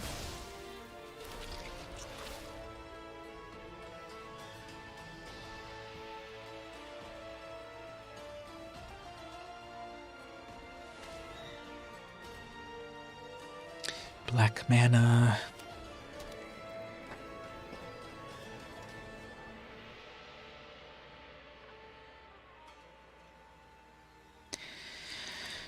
So cheating in Troxel is very good because it will slowly weaken.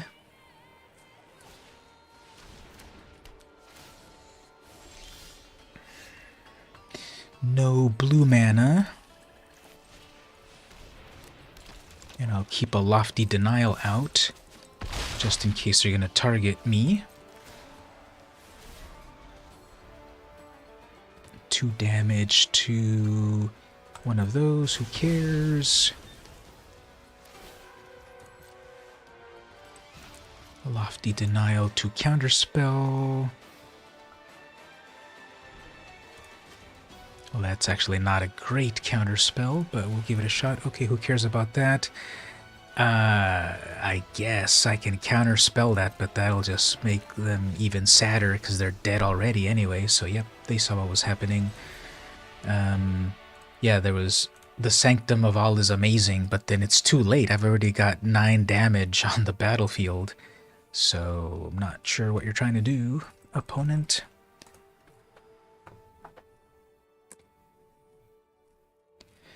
But when this Umezawa deck does its thing, cheating in all of these amazing huge creatures,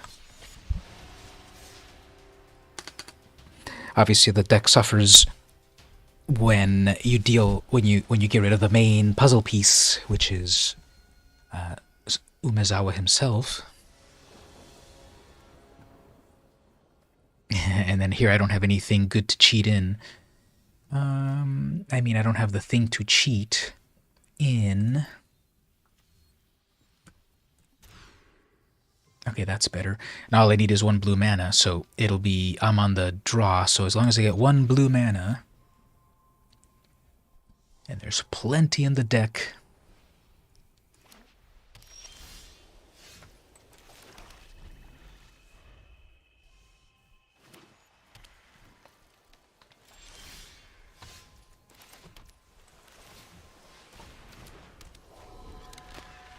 Okay, we're on track. Unblockable Pirate, Scute Swarm. Okay, we're going to have to definitely deal with that. In the form of cheating in an 8/8.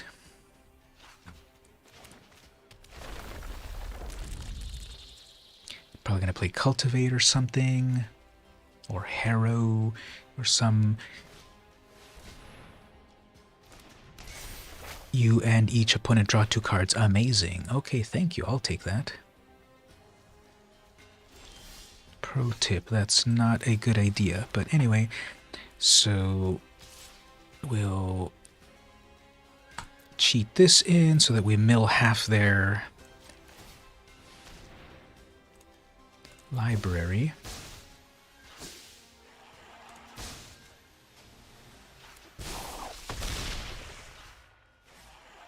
Discard 2 cards. Okay, I guess this one and this one. Create a bird.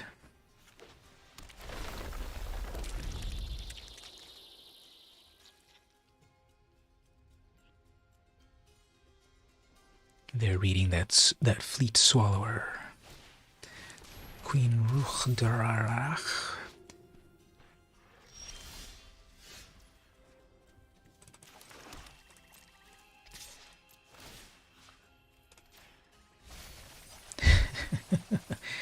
Half their deck gone.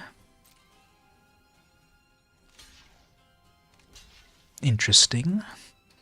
I guess they feel that they'll just double block and get rid of Scutes.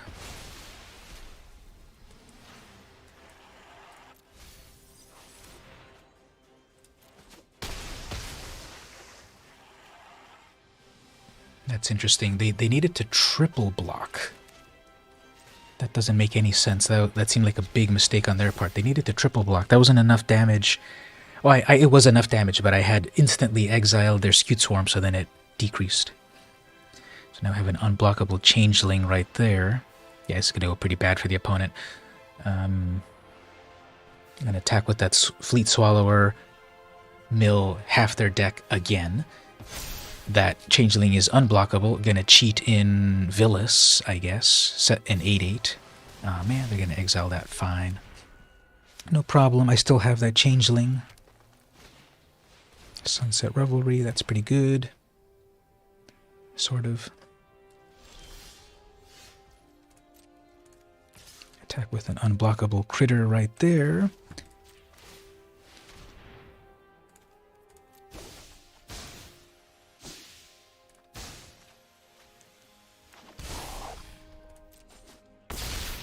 Send in an 8/8.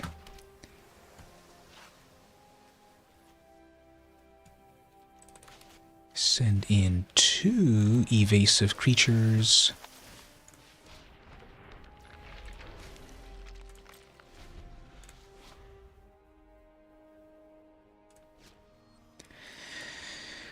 So I have an 8/8 flyer. 2 1/1s with evasion. There's the queen again. Sure.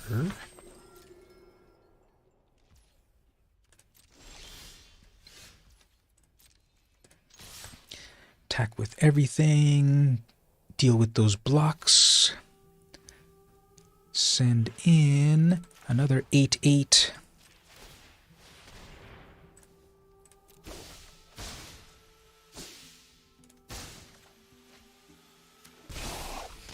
Eight plus 8 plus 1 equals win.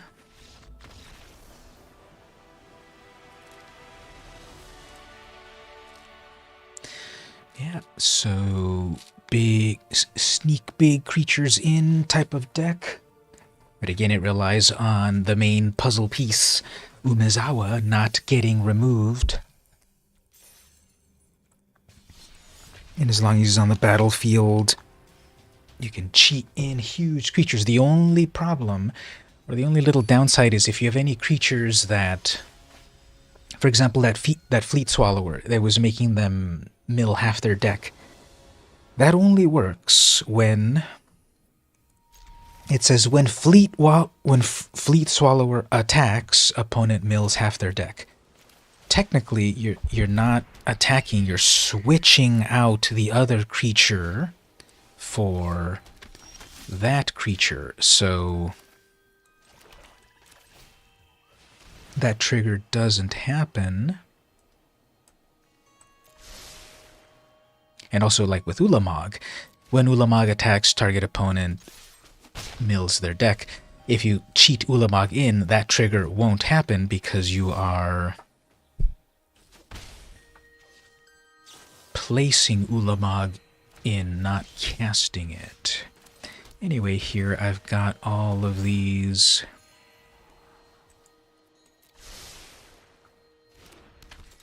creatures. So I got 2 creatures that I can use to cheat in this 7/6. Rejuvenator, who cares?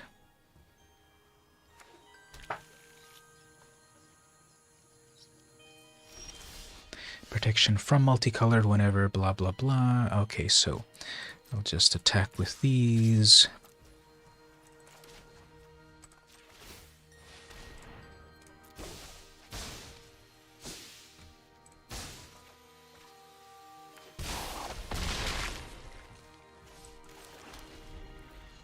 So now I've got a 7/6 menace.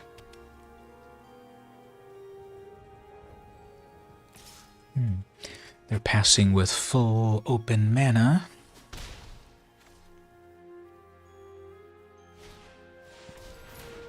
It's not so bad. Okay, so let's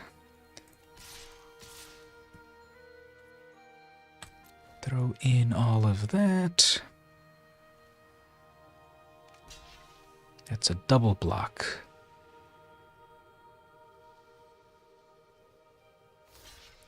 Good. Cheat in Troxel.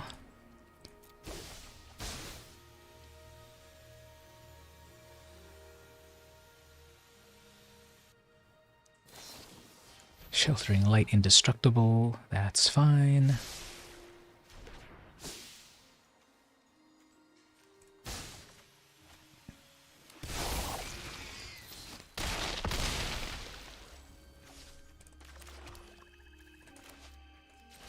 Troxel will weaken their stuff. That's funny. Shalai was at 0 life. Ooh, consuming blob seems interesting. I don't think you should attack. Okay, you've got 1 less blocker. Fine.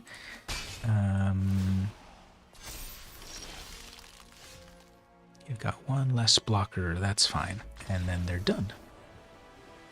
Hey there, S-Scale Gaming, in the middle of a match as well. Hopefully, good luck on all of that, that it's going well as well. Been playing a little while now. I've been playing... How long have I been playing here? I've been streaming for just about 2 hours now. Switching between decks. So far have been cheating in some big creatures with this deck. Play it maybe 1 or 2 more times, switch to another deck.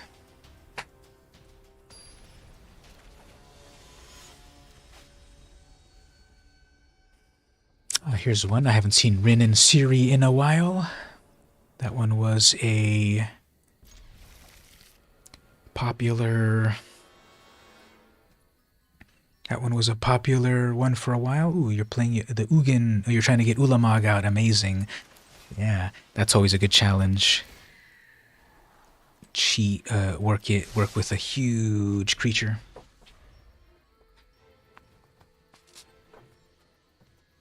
What format are you playing? Currently playing some Historic Brawl, my favorite format. And I have also an Ugin colorless deck, and there's an Ulamog in there, of course. So what do we do here? Let's set up, yep, Historic.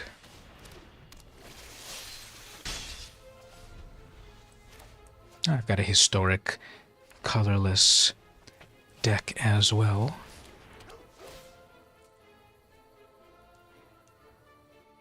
Scrap Work Mutt. It's a little hard to tell what that looks like on first blush. Alright, so I've got my whole strategy set up. I've got all my evasive creatures. I just need a huge creature to cheat into play.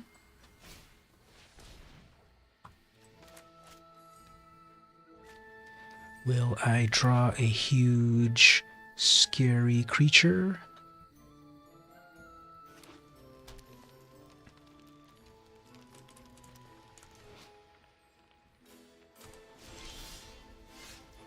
Not really. I'll just hold up removal. That's actually not good removal. Yeah, I don't have any removal, so fine. Let's just play this as normal. I think a Spell Pierce. We'll hold a Spell Pierce. Testing out a larger version of this modern deck using different cards. Lithoform. Yeah, Lithoform Engine, if you can get that running. Copying and copying and copying stuff is always good. Feline Sovereign. Alright, well, they are playing somewhat of a pretty cool...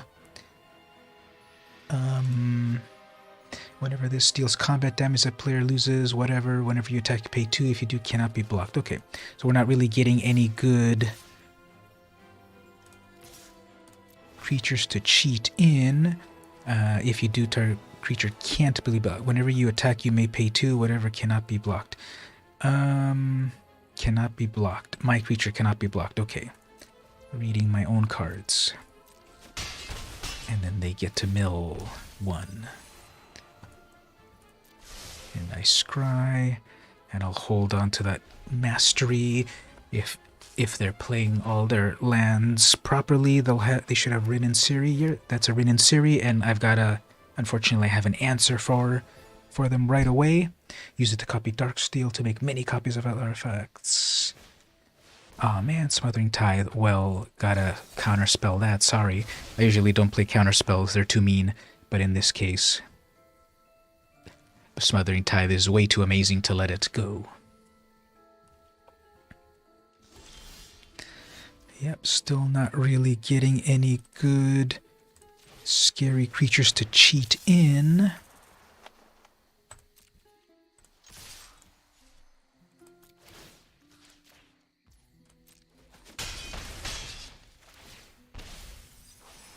Okay, that's a big scary creature. I'll take that one.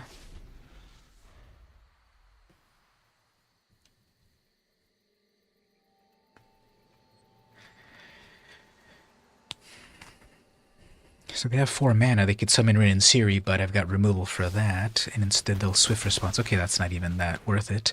Fine. I will no longer mill you. I probably milled a few of their lands that they needed. Got that little doggy. That's a good one. That can attack. It's indestructible. I could have blocked it. I should have blocked it. But anyway, let's do this.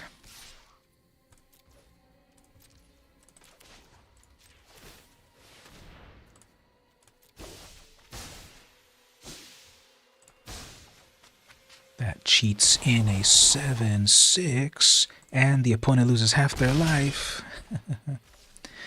Play a land. And it's not even that strong of a mill. It was milling them 1, and then I was scrying, so that's why that was good. Good game. Opponent is good gaming me.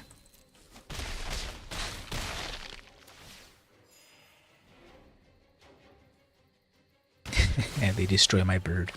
Fine.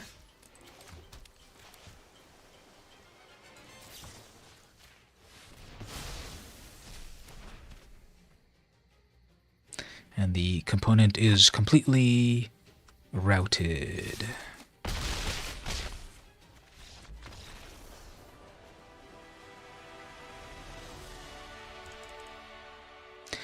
Alright, so that's that deck that often wins with the right draws and such.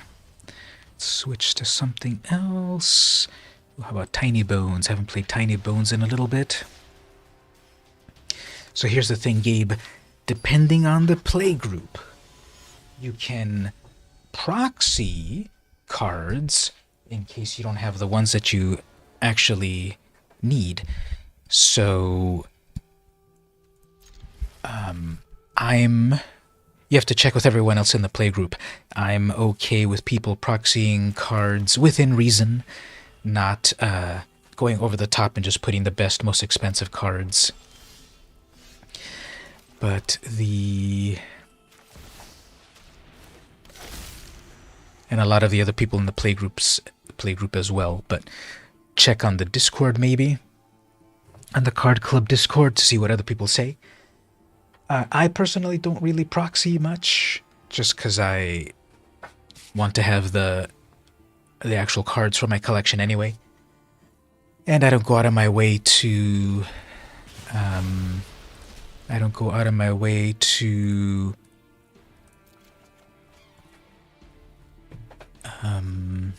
put in super powerful cards. Alright, so the opponent's gonna have some of that.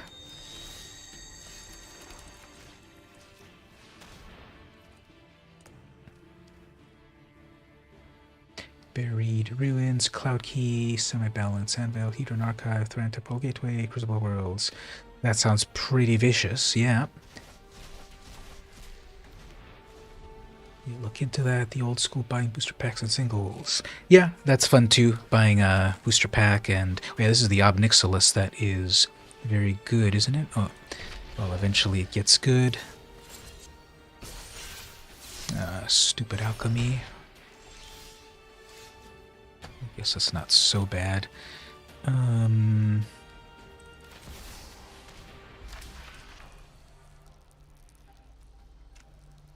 What do I want to do here?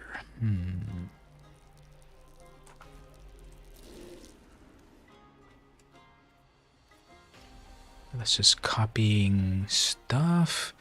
Yeah, I don't even want to deal with this opponent. Once they start putting those alchemy cards in, it's just...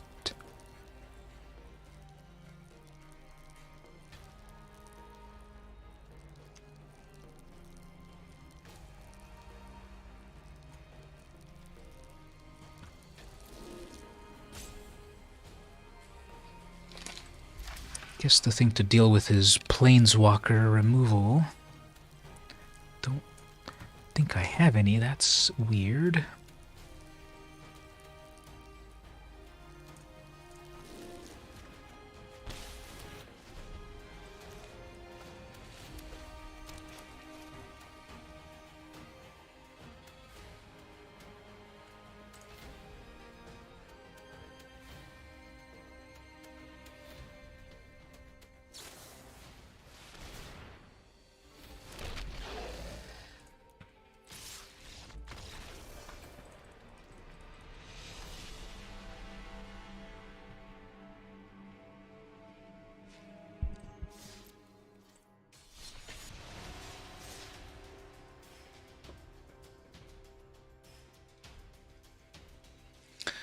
Yeah, Helma the Host with Ulamog is definitely... if they have no blockers, it's definitely game over. But even if they block, you just mill so... or you exile so much. So Tiamat...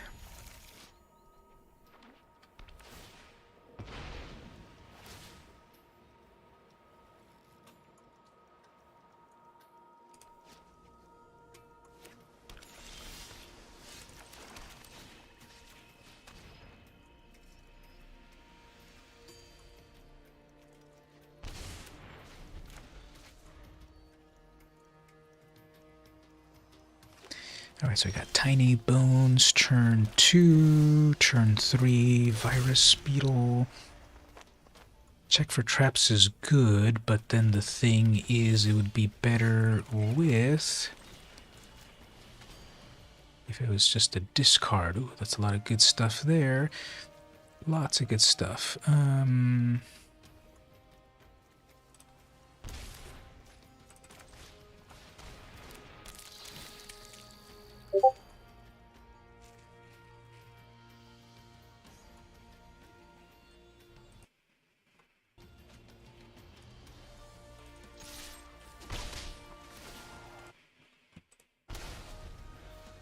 Well, Doomblade won't work against Tiamat.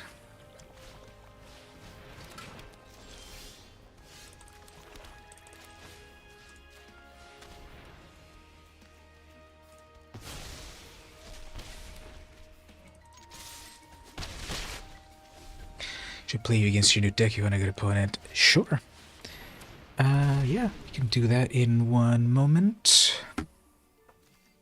Do we have each other's,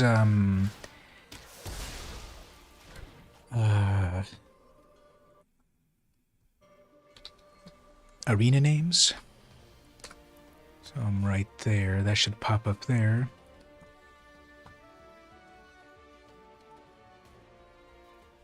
There you go. You can add me there.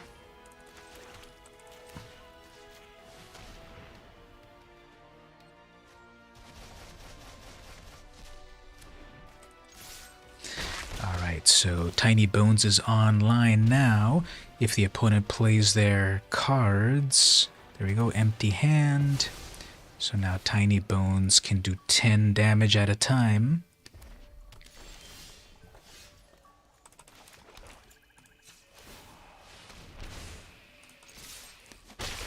Alright, they're at exactly 10 damage. 10 damage. If they drop the card they're playing, they are dead. Yeah, they're dead. Yeah, they're dead. Without even me attacking, 10 damage. There we go. So, opponent, here's a pro tip, opponent. If you suddenly see that you lost 10 life for no reason, you should probably check what happened.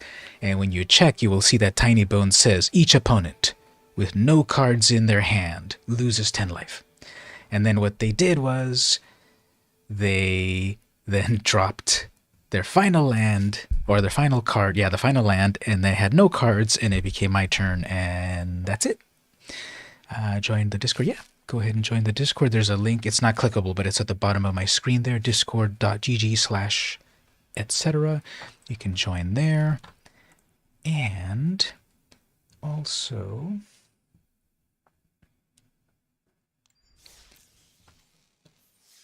Also, did you send that friend request on Arena yet? Now, because I am streaming, I won't be able to chat on Discord because I'm got my microphone for the stream, but I can chat typing. And then if you want to send me before I start another game, if you want to send me the your friend code there. Actually, is that my friend code? I haven't sent it out very recently. Yeah, 69225, that's me. So yeah, just add me VM Compost Pound 69225. Can add you there. We'll do a game or two of Historic. You already sent the request. Did you type it right, perhaps? I don't see any announcement here. Or is it over here? Send a friend. Nope. Doesn't seem it's... You typed VM Compost Pound 69225, right?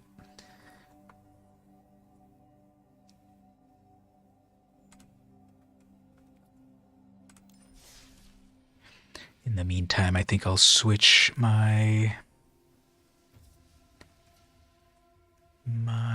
sleeve.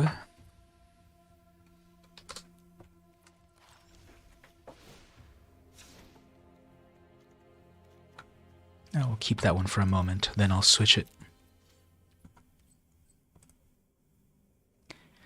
Alright, let me try it the other way around. Let me try add you instead. So SGAO at 48259. See if something pops up for you somewhere there. Oh, there we go. That was fast. Okay, so I got you on my friends now. I will select you.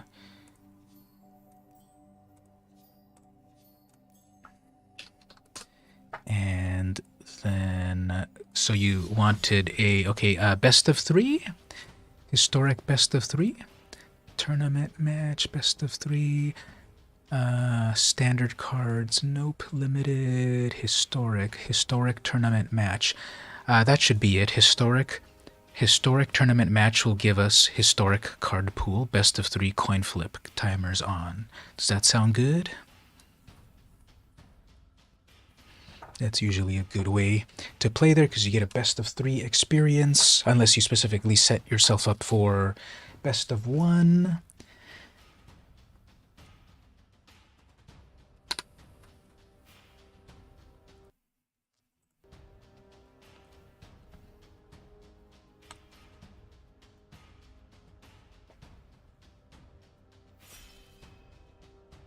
Plus, this puts us on that cool stadium. Oh, here we go. Select deck.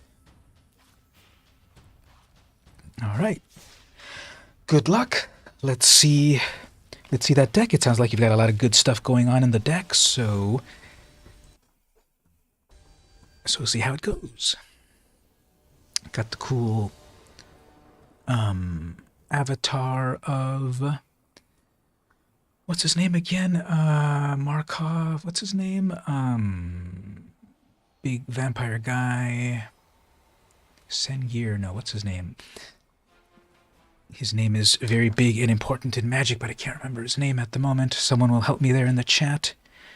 Alright, we'll give this a shot. Okay, breaking in a brand new one. If you want to, also, we can... you can also chat right there in the game. Soren, yeah, that's it. So if you press tab, you can bring up the chat quickly. You can also do it that way if you want, or if you don't want to switch between apps, that might be faster there if you chat in Arena instead of switching apps. Anyway, yes, Soren, that's the guy. The most famous vampire. Next to Baron Sengir.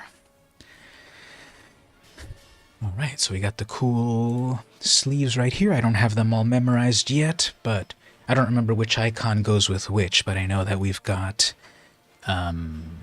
Obscura, Brokers, what else? Obscura, looks like someone tampered with your deck, so you'll see, okay, yeah, no problem. it'll give you a chance to also see how it goes.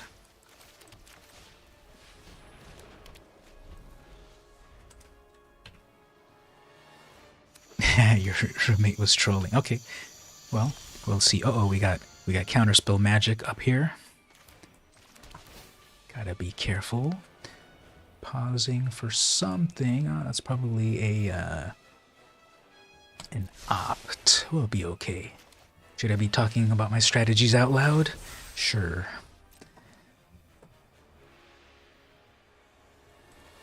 And we've got the whole stadium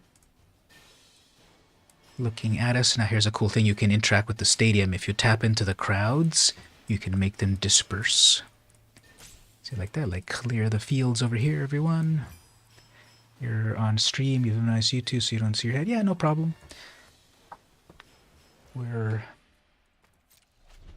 We're honorable magic players over here. Ooh, search for Ascanta, very good. That one's always a very good play. Knowing the future is valuable.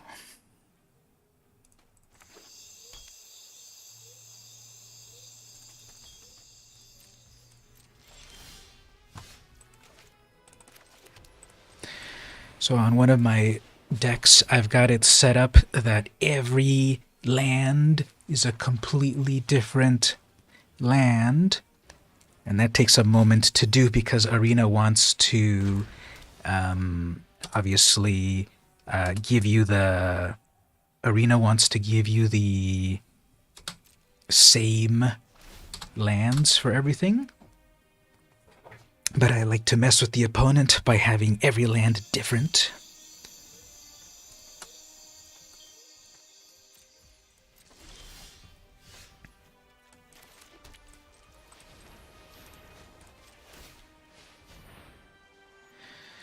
So no one expects a mana rock to come to life. Oh man. Alright, we got interventioned.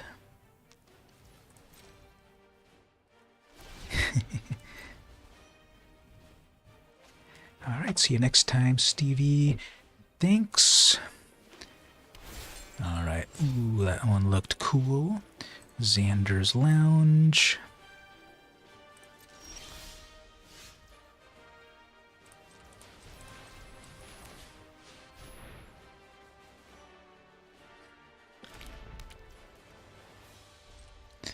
So Xander's Lounge is triple colors.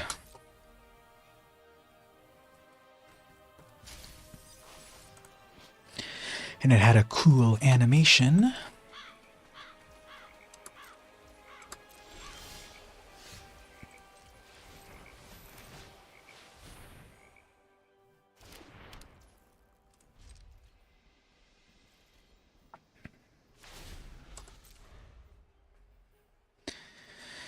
So Search for Ascanta is definitely a card that shook up the... is a card that shook up the meta when it debuted.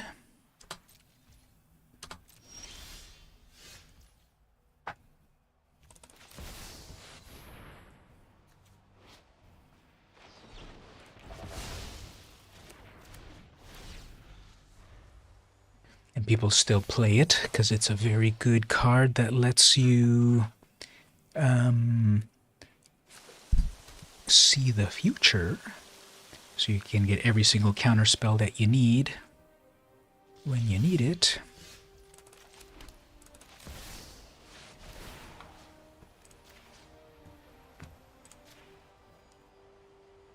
And counter spells are good, but you also need to counter activated abilities.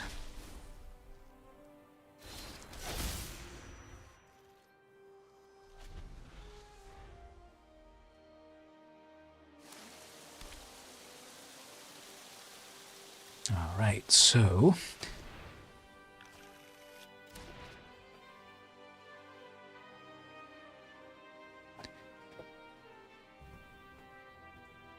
we we've got a creature on board.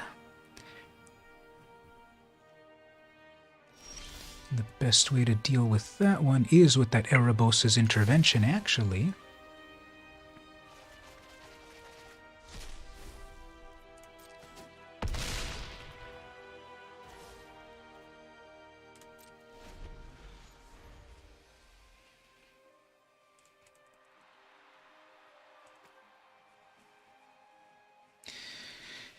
So the red mana from the... Ooh, there was a nickel bolus that fell to the graveyard.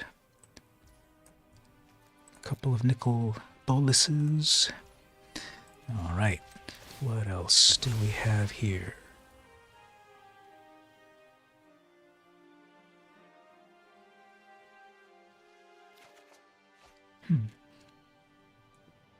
Okay. So we'll pass to our turn. Well, there is a button there to concede, so you can press it if you feel that you've gotten to that point.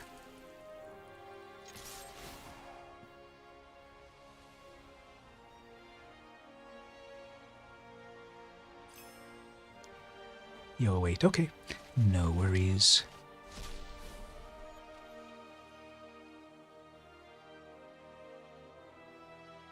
Now you could use the Erebos' intervention and max it out and gain some life, because, you know, if you do it for... If you happen to have the Erebos' intervention, you could get how much life?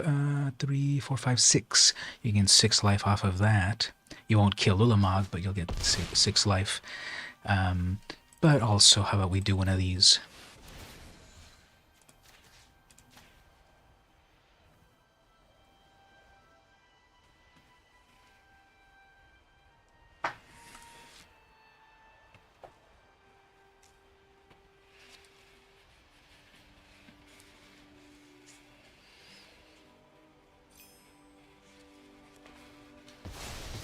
No, you would be able to... I believe you would be able to take out Ulamog with that Erebos' intervention, because it's a -X, -X.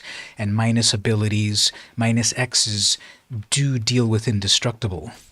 A kill and so forth doesn't, but then, you know, destroy doesn't, definitely.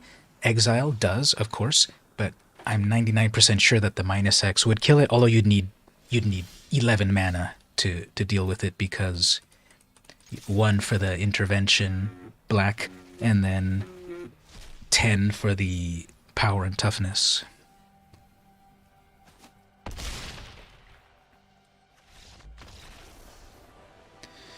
Alright, so round 2. Sideboard a little bit beforehand, so we know we're dealing with couple of counter spells and other things in the deck as well. Okay, sideboard a little bit there.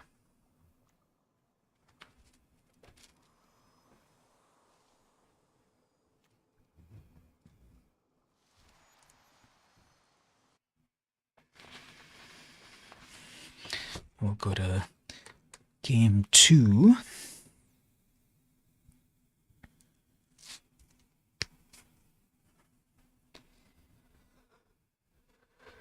And as per the mill, gotta be on the lookout for a couple of nickel boluses.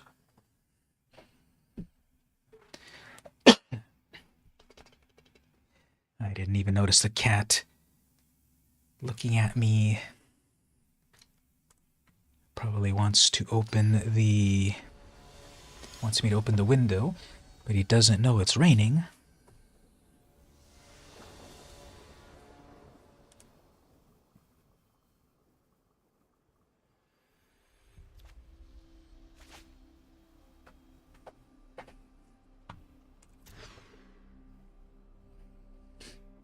The other day I opened the window when we were first starting to get our cold snaps.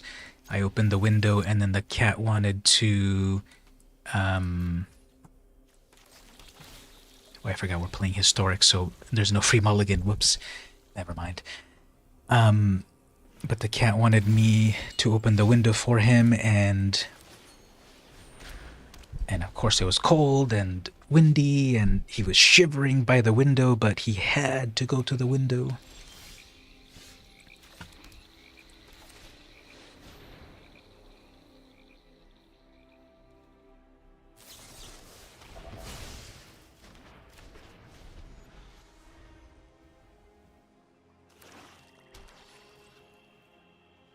Alright, so we got black mana for removal, blue mana for counterspell, looking in the graveyard.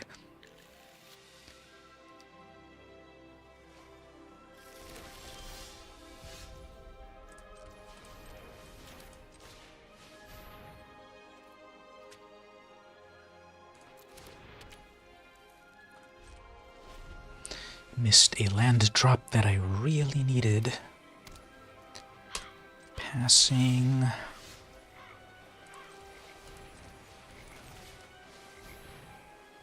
Going into a counterspell. So for both of us, it's a sort of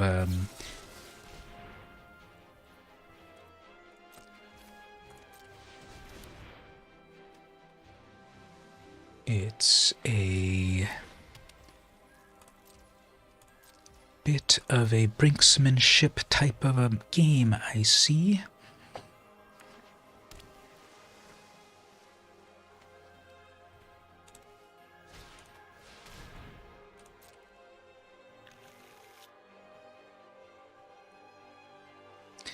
Two mana up.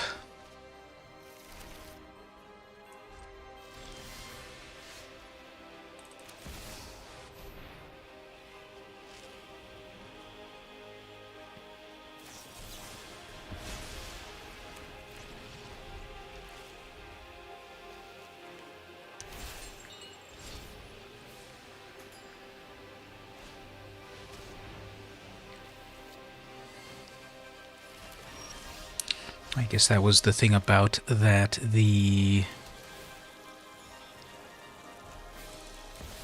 like an infinite recursion or something. No counterspell that time, so we know at least there's that. Okay. Pretty good there. The whole of the multiverse will bend to my will. Discard that. Let your Two mana open. crumble. Okay. We got 2 mana open. And we know that there's been millions of counterspells so far.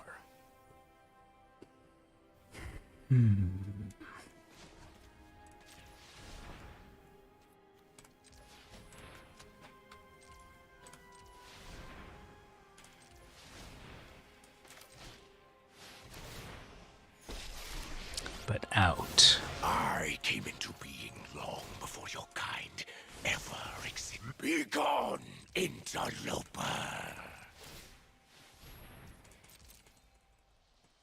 And then we got a removal there. Fine.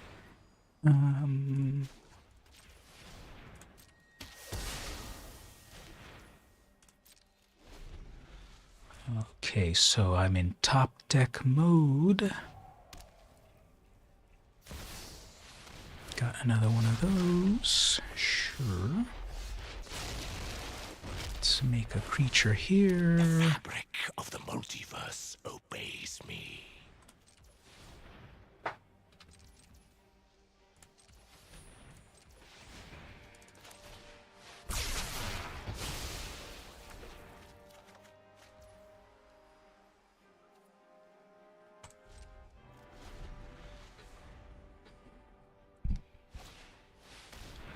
Okay.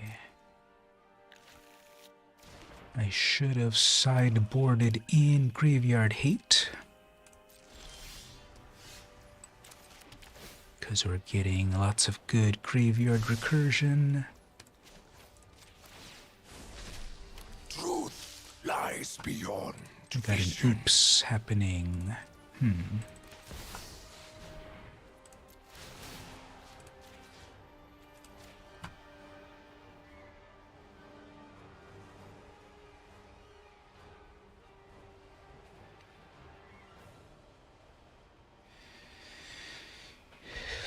Targeting the 2 tri-lands.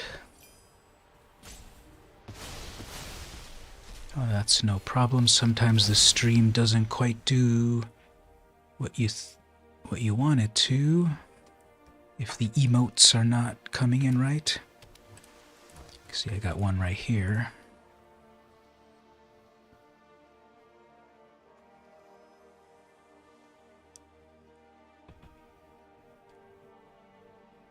So ultimately, yep. So that's this deck here, just trying to eventually get to a critical mass of mana, getting under the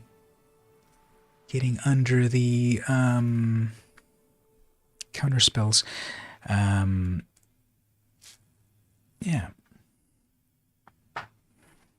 Oh, okay, so on your note here, let's try colorless. I guess I represented my deck. This deck that I just played, this is my quote colorless deck. Although there are those wraths which are white. So do I have a completely colorless deck? I kind of consider this one that I just played as my colorless deck, but I guess obviously it's not.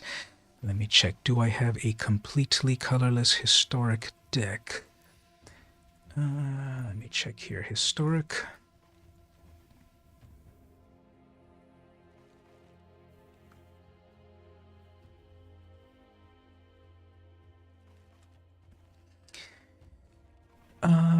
Yeah, I guess I don't have a technically completely colorless deck. This deck that I was just playing is the closest one to it, but then I just throw in some wraths to deal with people's creatures. Besides that, everything's pretty colorless. If you got out your bolus and left it, you would have had 5. Yeah, that's the good and the bad about Magic, about the sort of randomness of things. Sometimes Spark Double Cup is a creature or planeswalker you control loses legendary status. How does it deal with the legend rule? Spark Double, does it take away the legendary ability of it? Because if you copied your own planeswalker, you would be able to keep both, or it would only let you keep... Oh, yeah. Sorry, yes, you wrote it right there. Legendary... Loses its legendary. Alright, well, we can do a rematch. I could do the same deck. You can switch to the other deck that you were saying, if you want.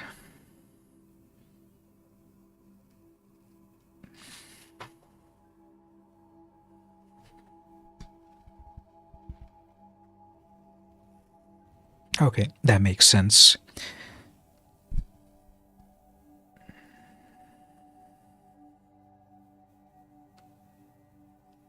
Alright, so let's do a rematch. I'll send out the request here.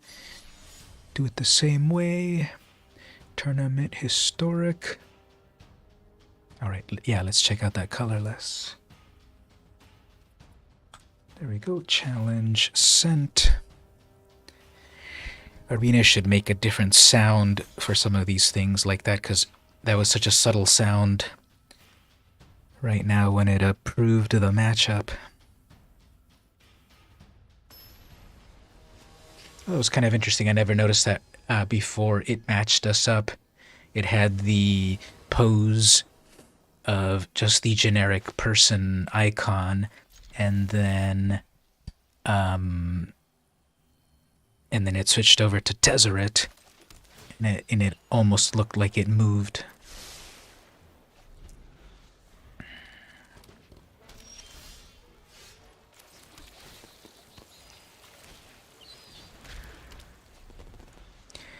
So these lands are from one of those special sets or something, I think. This is the international lands or something. There we go, we got massive mana going on now.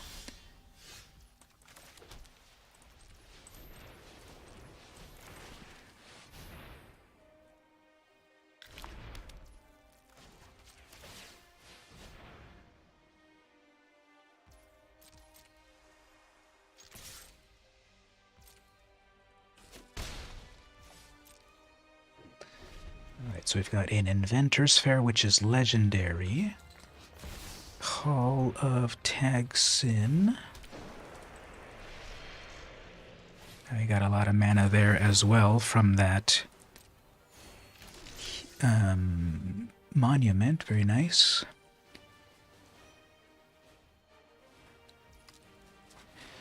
Okay, so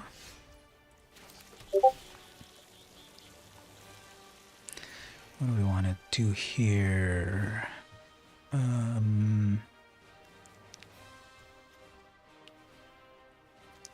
Power stones, search for artifacts. Okay.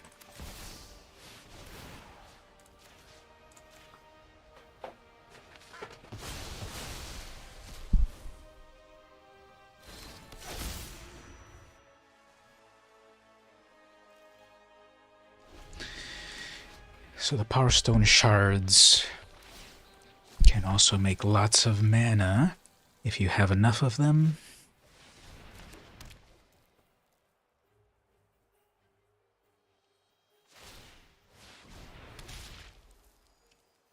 Got some Power Stone action.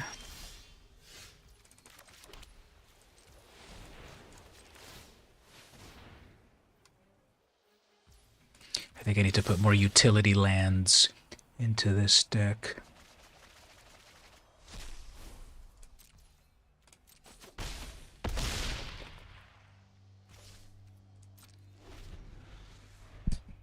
Maybe some, Ulamog versus Ulamog. Gotta love it.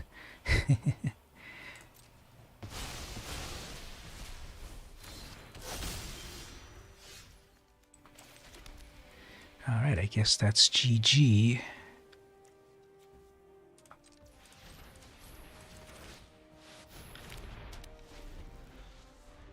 So it's both of us a race to mana.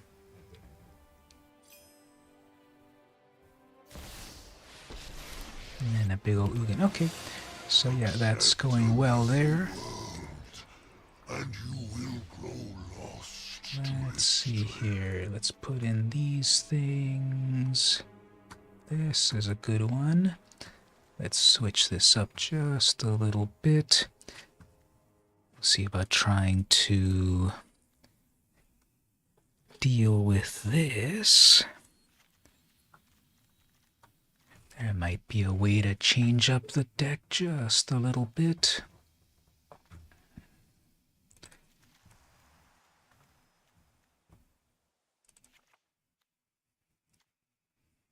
Let's try it this way.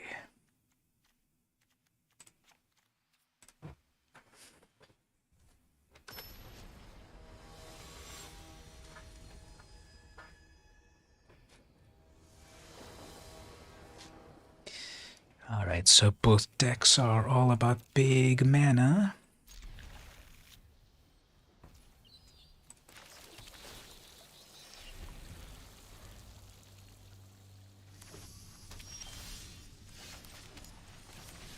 Big deck energy.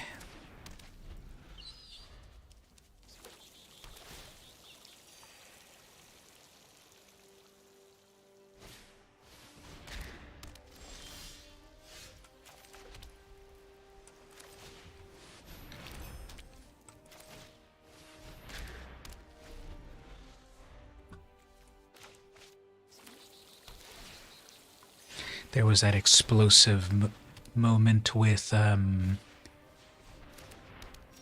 Hedron Archive. Oh no, the Forsaken Monument. And then we got in trouble. Alright, so we have 1, 2, 3, 4, 5, 6 mana basically. There's the Archive. Land. Crack that. Oh no, you don't. I want to crack mine first.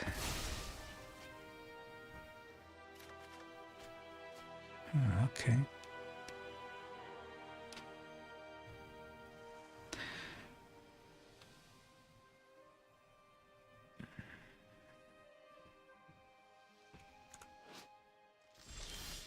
Okay, well, 1, 2, 3, 4.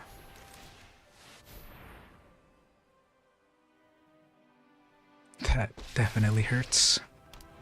Our actions determine the course of history.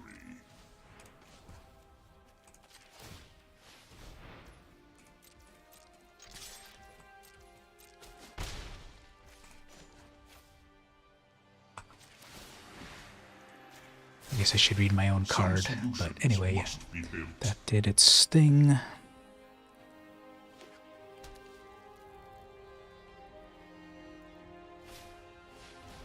Semblance Anvil, gotta read that one. Imprint. You may exile a non-light card from your hand. Imprinted in Ula, a spirit dragon. But how does that work again? I'll read it in a moment. Okay, well, let's try this. Actually, read the card. You may reveal an artifact from outside the game, which... Actually, can I do that? You may reveal an artifact from outside the game face up. And then off your own, put the card into your hand. Doesn't do too much. Okay. Anyway, how about we do this?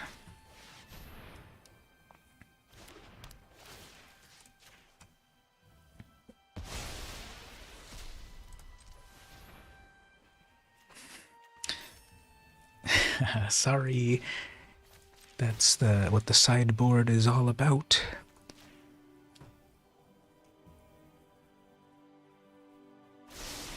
Evil cannot withstand a Okay, righteous so law. wake that. Wake that.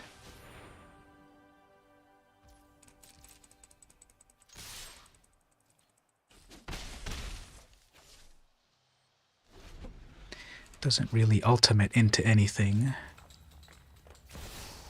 There we go, Platinum Angel. That's a good one. I don't know, I feel this is a bit, I don't know how to say it. This might be a little bit of an unfair fight, because I did sideboard into answers. If we kept it completely colorless, I think it would have been better. There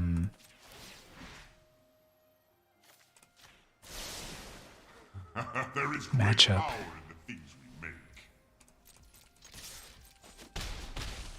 Plus, it's just so mean to put out Karn out against an artifact deck. Or a colorless deck, that is.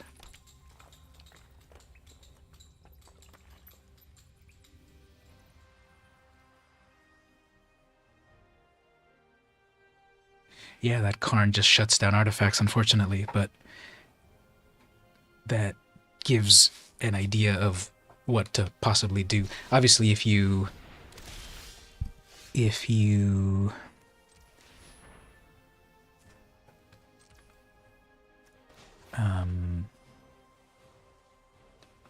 Shatterstorm, exactly. My grief fuels my mission. I don't know, it doesn't really do much, but we'll grab it.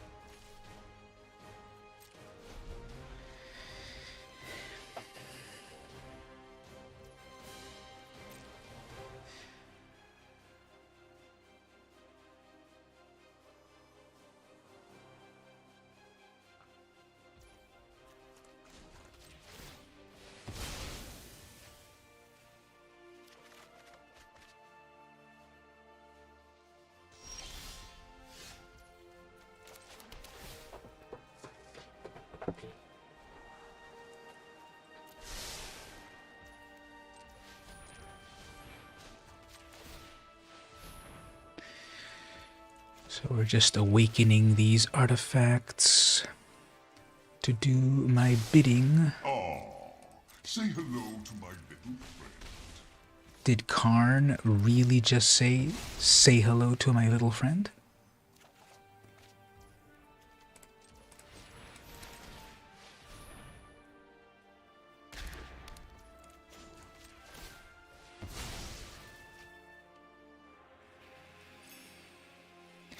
Yeah, it's very...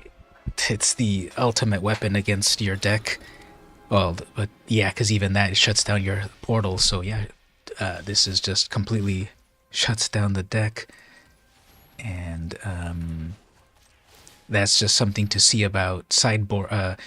Figuring out. Obviously, when you get to all your critical mass of mana, your Ulamog deletes Ulamog, but you saw there that I sideboarded in the perfect answer, and that shut down all your artifacts. Even the discard to, even the crack the Hedron Archive to draw, and even the Thran Portal to cheat in from your hand. So okay, here we go. Now you know what I've sideboarded into. So it's just gonna be a race to see who gets their stuff out.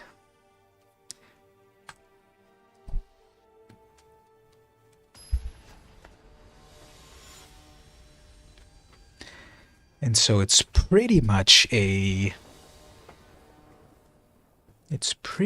for me a colorless deck. I'm just trying to get out a bunch of mana, but I do have that sideboard stuff of white effects, and I've just been getting extremely lucky or something to be on the play every time, but I'll take it. Okay, so I should have sideboarded that one out.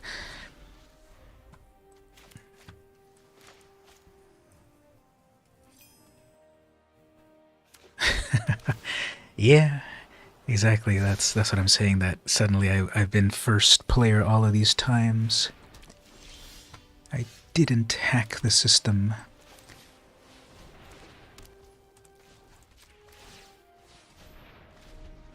Just gonna awaken that to get it out of the way, because I don't like that it pauses for priority. Oh, there we go. Semblance Album. We're gonna get something big on the battlefield. 2 anvils. Interesting. Does that actually do what I think it does? Okay, so 1, 2, 3, 4, 5.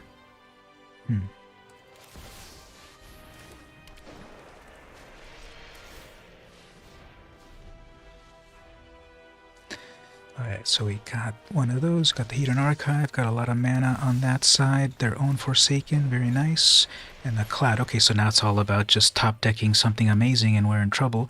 Creature, okay, very good. You can crack your stone if you want.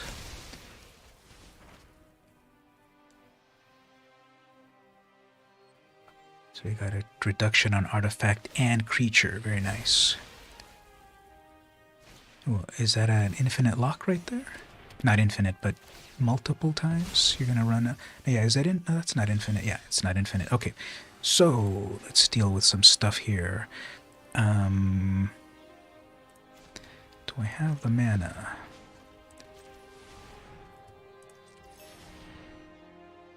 Brainstone costs you... yeah. That is true.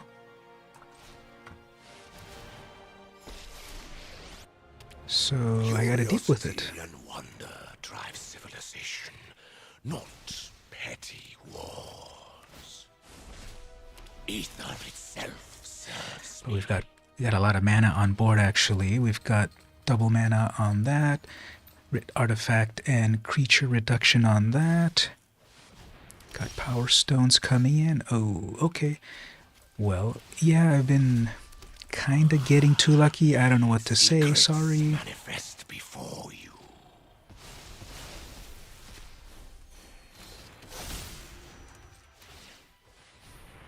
But that's this deck here that just trying to get a million mana to do stuff. And a sideboard that deals with things. So it's 8, 9, 10, that's 20 damage there. Not enough.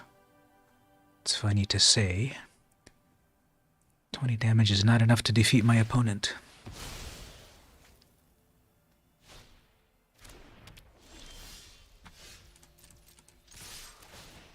Oops, that was a misplay. I needed to activate my, yeah, I should have activated my idol. That would have been the coup de grace. The fabric of the multiverse obeys me. So hopefully we don't get a surprise Ulamog and turn the tables. Oh, that still wouldn't matter. I've got more attackers anyway, so this might be GG. Yeah. Ooh, there we go. That's nice. Ugin versus Ugin versus Ulamog. Cherish what little you find. -6. Very nice. You get back your monument. Now, remember that also deals with things that have color. And so everything on the deck is color. Everything in the deck is colorless, that is. And yeah, we'll just go in for tap on the shoulder over here.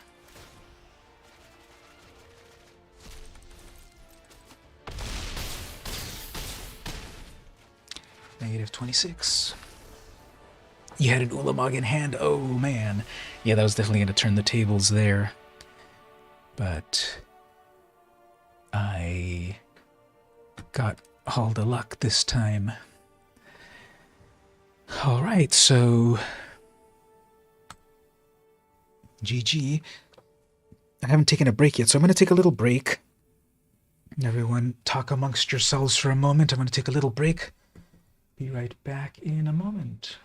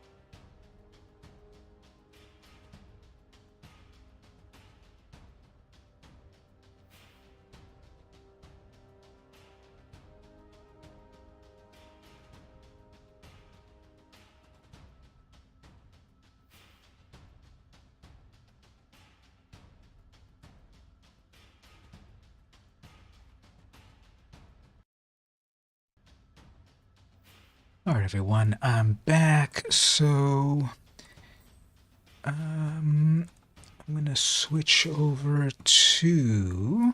Haven't played my blue deck today.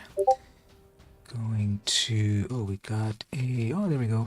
Welcome to the Discord there. Give you a little wave like that. Alright, so I'm going to play a little bit. I haven't played my blue deck at the moment, so I'll play that a bit. We'll do the Jace's seafood salad. I have a version of this. There we go. Okay. Something happened with the Discord, maybe, or the link. It is case sensitive, so you had to type all that stuff properly sensitized. All right, so, oh, it's mono blue versus mono blue, so... Jingitaxis. They go first. Turn 1. Little critter. My link was in the about as well. Yeah, it's not clickable on the screen. I don't think it's clickable that way, but it was on the about screen. All right, so the opponent has double blue, pausing for priority. So what is that? A bounce spell, counter spell, draw spell, plus an Iron Apprentice. Okay, next turn. My deck's also kind of slow. So if they tap out, I guess I'll play the Midnight Clock. Guess if I play Jace, it would just be slow. They have a brainstorm, okay.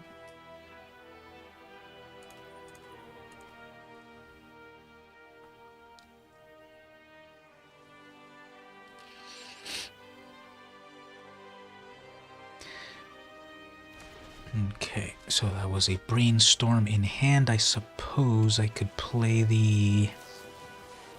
Ooh, that's a big one, okay. Flash flying, cast colorless spells as though they had flash, okay. Sure. You can play that again if you want.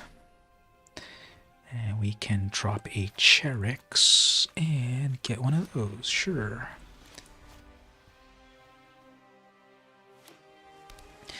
For mana.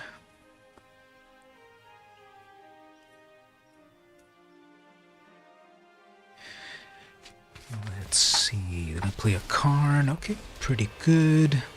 Piece by piece, our victory will come together. So they have a bunch of power stones. What do we want to do here? 4, 5, 6, they're very close to having... I've made a Turgid deck, yes, but I don't play it anymore. It's way too vicious, and I don't like playing against it. But yeah, everyone played Turgid once it came out. It's just so good. Alright, so what do I want to do here? They're definitely next turn. 4, 5, 6. They're getting very closer to Jingitaxis. 1, 2, 3. Fine, let's do this. I love a good puzzle. Seeing is believing. Or is it? Yep, they're right on schedule. So the problem with dealing with that is they're going to have the automatic counter spell, so that'll be a big trouble. At the beginning of your upkeep, scry 2 whenever you choose to put one or more cards on the bottom, blah, blah, blah, blah, blah. Okay, that does things. So let's get that out of the way. Let's hit that. Let's bounce that back. Reveals itself. +1. They have enough mana for Jin. Let's think this through. So that's going to be trouble. 5, 6, 7, 8. Another Urza, 4/5. They can flash cast stuff in, fine. They haven't played any counter spells yet. Perfection. So then a Stony. Okay, I think this might be very good. 5/6. Ah, man, that is not so good. I missed a land drop. If I had the land drop, that would have... I guess what, kind of. Guess I'll take that.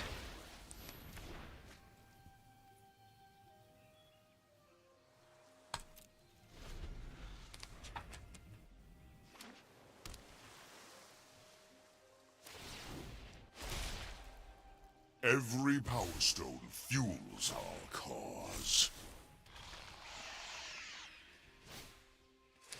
Yeah, this is not going well. Missed too many land drops. I have too much advantage.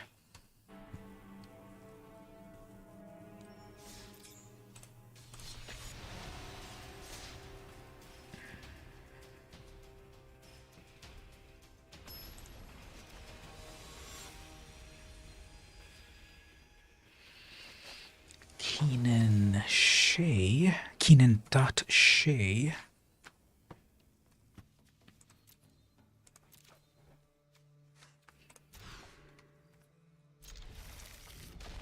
Alright, well, there's another bad draw. A really bad draw.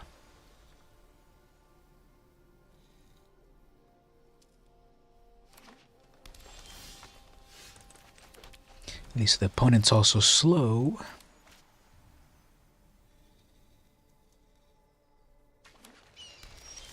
Oh, really slow. Okay, sorry, opponent.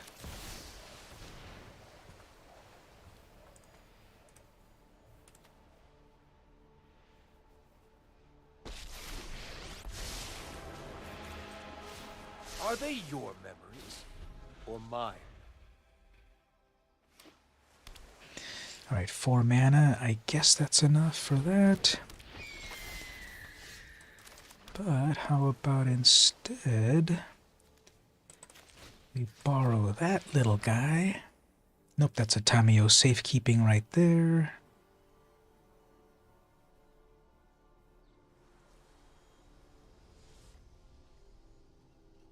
Or not, okay. It's how you play the hand you're dealt. Deliberate.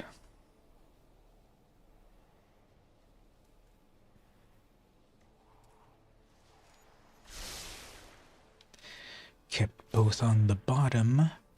Passing with blue mana open.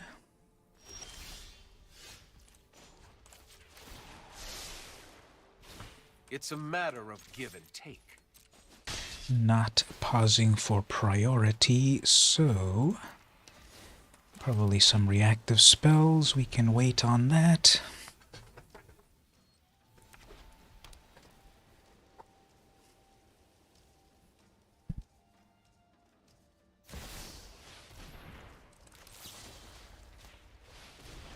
Not a counter spell, but we'll make them use up theirs.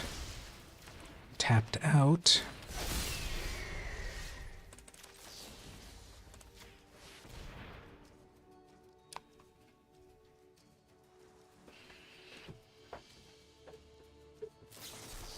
Pact of Negation. Whoa.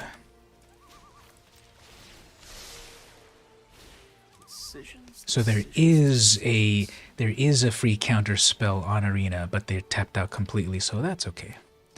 Double blue, so, and then they tap out on that. Okay, no problem. You've got 2 counters there. Who cares? All right, so on my turn, we'll take an extra turn. Who cares about those counters?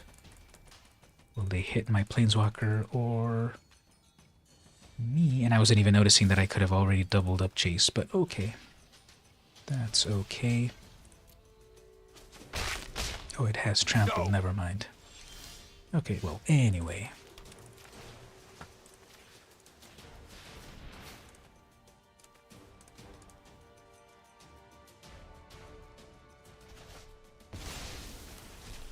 Take an extra turn with a couple of Jaces. I had no idea I could do that either. Deception is key. Oh, look at that. It's so sad to watch you fight yourself. So I think I've had like 6 of these Jaces out on the This battlefield at one time. It's a matter of give and take.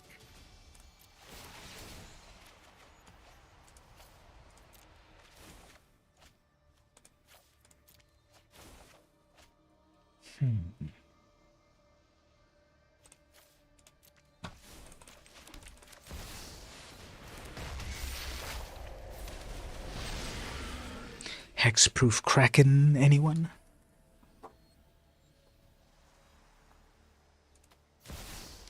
Paradox Engine, nice. Nothing that matters, however.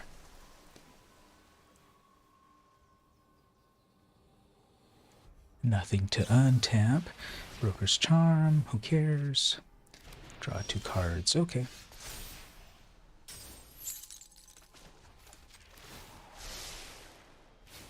Let's try You this. do that.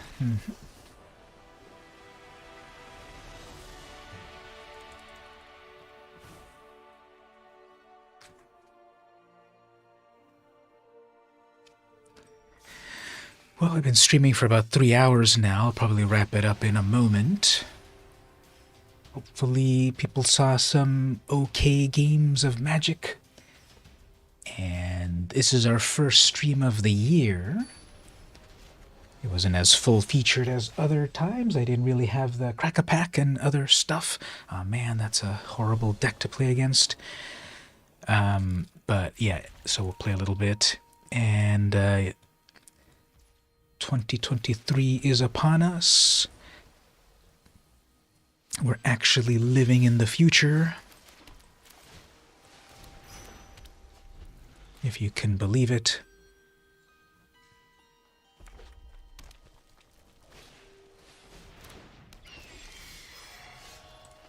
Alright, Ledger Shredder's pretty good. I will let you cast it again.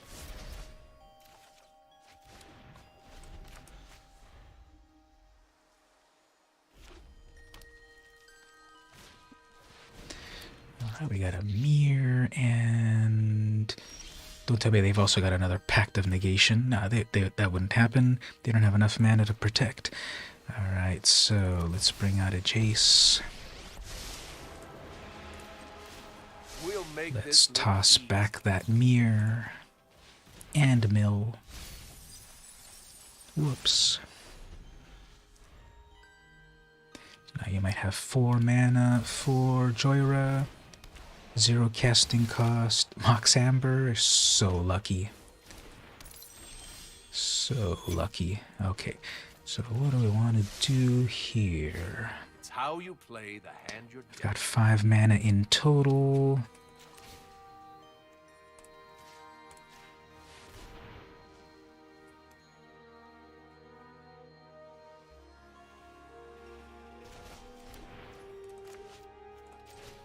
Set up an Ominous Seas. It's the time of the Jetsons.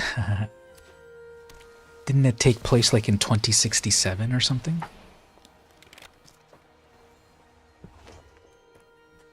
Alright, what are you going to do? Opponent passing with 2 open mana. Okay, tricky.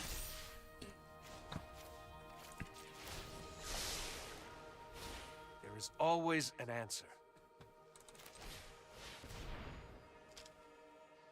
There is always an answer. Well, now we're in trouble. Joyra's going to... and then no land drops. Okay. So we're in trouble here. They're going to cast 1,000,000 spells. Hopefully they cast their Ledger Shredder, then the Mirror. I don't know, I shouldn't even give them advice. 2062 or so, yeah, I believe so. It was like exactly 100 years. Yeah, never mind, we're done. I think it was like exactly 100 years after when it debuted in the real world.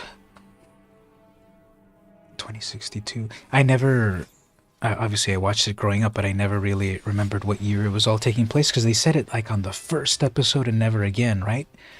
Obviously nowadays we can look it all up on Wikipedia and get the exact answer, but back in the day when we were watching it live, we never knew when anything happened. I was just thinking the other day about how the I was thinking the other day how there was a time for those of us that didn't have the web our whole lives, that finding all of these things that we thought were lost in our memories. Remember going onto this brand new website called YouTube and looking up 80s TV shows that we hadn't seen in years. So I was just thinking about that the other day, that the younger generations born into such internet all the time never are going to experience what we went through when, what's this AOL thing I keep hearing about? And then exploring this brave frontier of technology.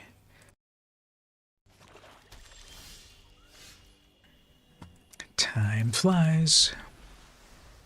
Alright, so we got Lagomos, Hand of Hatred. What is this one? Human Shaman.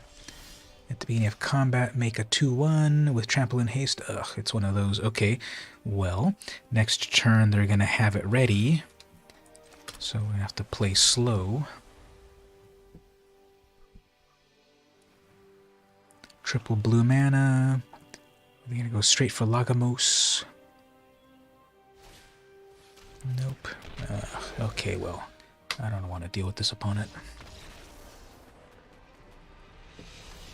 The haste part of things is just annoying.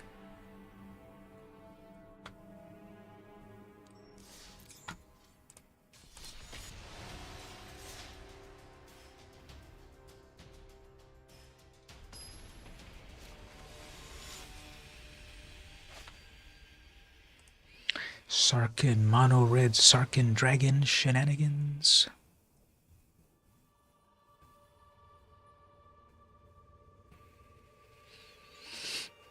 Alright, if we don't get too hasted out, there's a plan eventually here.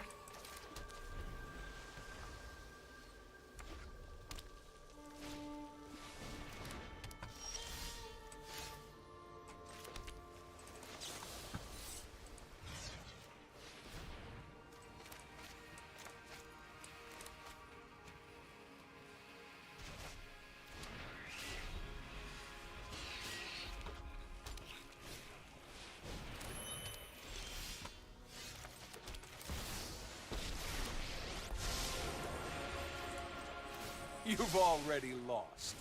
You just don't know it yet. So I haven't gotten any mana rocks. They have 4 mana.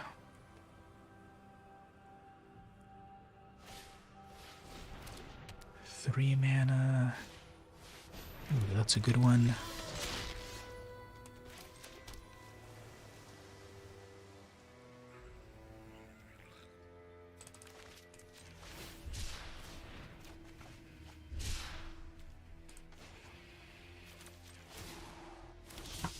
Yeah, I'm not getting the draws that I want here, so that's what I needed, but now it's too late.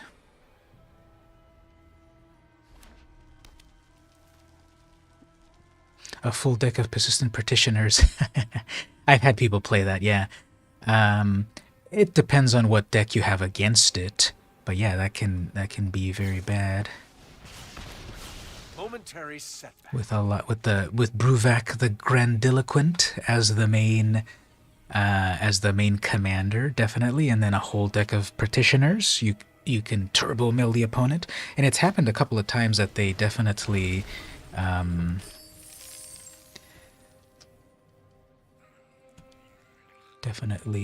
went over the top with it.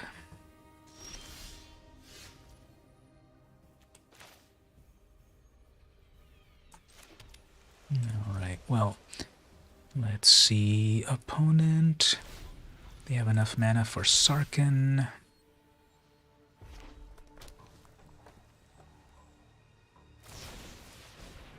Sure. More treasure, another dragon. Sword of whatever. Please equip it.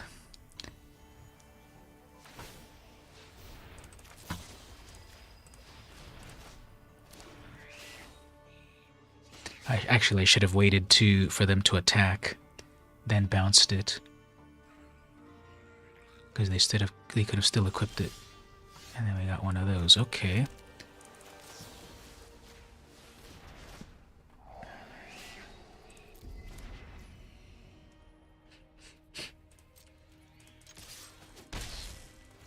Alright, so they have 5, 8, 9, 10. They have 10 whole mana, plus 2 more mana. Okay.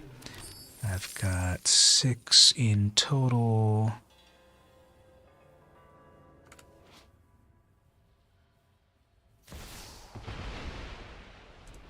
Alright, let's try this. We have the 6 mana. Alright, this will be vicious. They'll probably rage quit after this.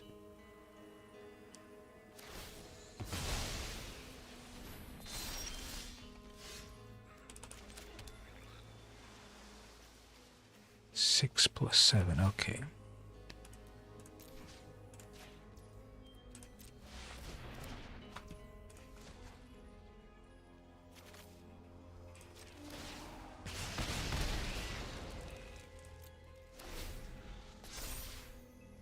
I guess what I should have done was attacked.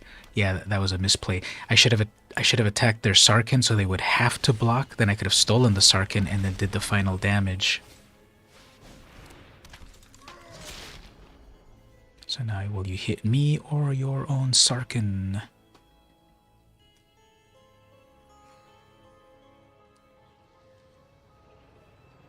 Your own Sarkhan. Okay, I can live with that.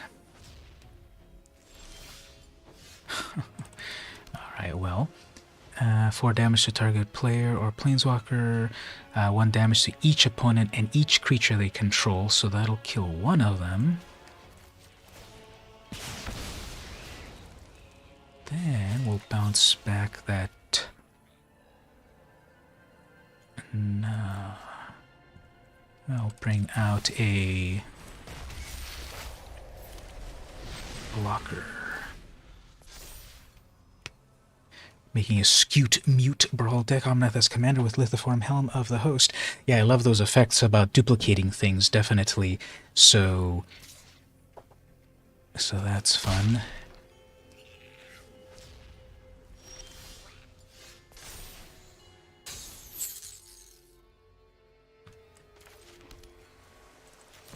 Alright, well, I think opponent, you might not quite realize that you're in really bad shape. Always an answer.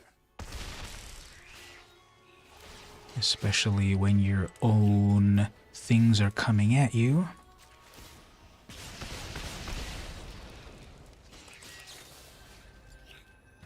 And that replicating ring can be cast again. Alright, so when it comes back to me on my turn, I'll take their dragon and finish them off. And either the game froze here or the opponent feels the icy chill of death on their soul. Duplicate a Skewed couple times, get extra lag, move the Hell Domnath, get extra landfall, Valakuts. Now you're talking, doubling up and tripling up on everything. And then probably throw in the Nyx Bloom Ancient in there to triple your mana. Yeah, the opponent has lost the will to live.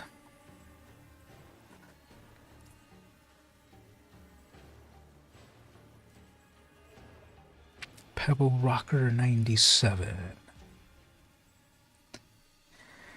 So I love that Kiora bests the Sea God, 7 mana. Mythic, create an 8/8 hexproof Kraken. Chapter 2, tap all their stuff. Chapter 3, steal anything you want, any permanent. Yeah, Green Warden, yeah, that's so much mana. And then use all that mana to make a really huge stone coil, what's that one worm, that X that 00X artifact, Stone Coil Worm or something. Anyway, or make a huge Hydra. I always love the creatures with X on their casting costs. I never really play them, but I love the idea of dumping a huge amount of mana into a huge creature, and then it gets murdered. Yeah, Pebble Rocker 97. And then they have the... What's this one called again? The Beholder guy. This one's also pretty mean if you play that. I hardly see people play that, but when they do, it's a pretty mean deck. Xantham or Xanathar, something like that.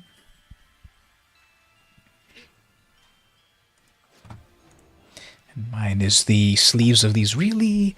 These two fairies that are like just really close friends.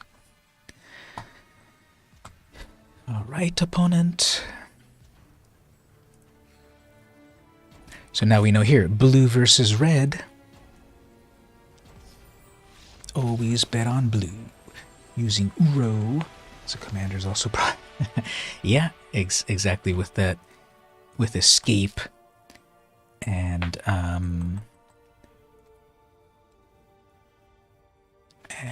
all that good stuff. Okay, last game I said it was going to be, but I'll just wrap up with my usual mono white artifact fun deck.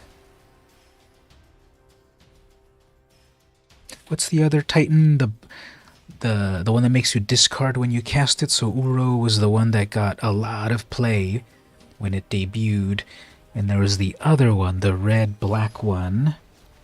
Didn't get as much play, but that one's also pretty annoying. Oh, there we go. We're gonna look at that. We're gonna get the mono blue. We're gonna get the mono blue Petitioner's deck. Just as we were talking about it, we got that. But I do have an answer. Oh, okay. We're getting a turbo mill deck. Okay, fine. I get some mill happening, but that's okay. The cool thing about my deck is that Oswald lets me go tutor for what I need, and I will be able to get cool things. So they're going to cast Bruvac. They're going to hit me in the head. Going to make me mill a little bit. Then I'm going to go tutor for removal. Bruvac will be gone. Aw, man, there was my Platinum Angel. Who cares? Because I can just go for an answer like this. See, the thing with that deck is that it, with their deck, is that the, it all relies on the, they're like, what? What does that deck do? Anyway, it just relies on their commander being out. And they want to bring it out as soon as possible, of course. And then they're throwing everything in. Okay, fine. More mill. It's okay. Oh, they're milling themselves. Okay, they must have something good there. Sure, okay. Let's play a 3-cost. So here's one way to deal with the opponent that's going to mill you. Get good stuff out before they mill you. Now let's see if they didn't mill my...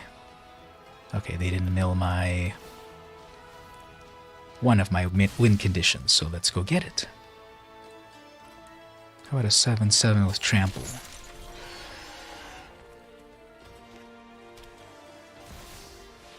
Alright, Bruvac is back.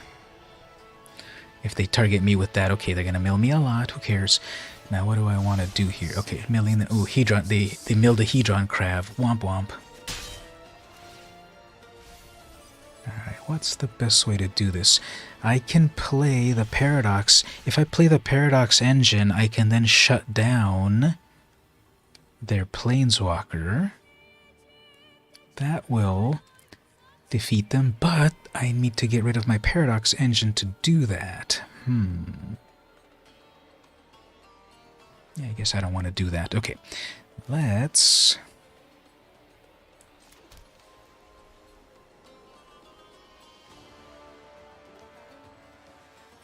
play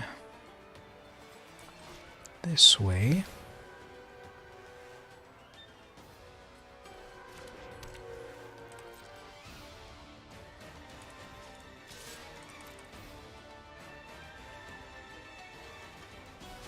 Alright. Then Fortunately, I won't have to remember this. let's get rid of that flyer. Death from above.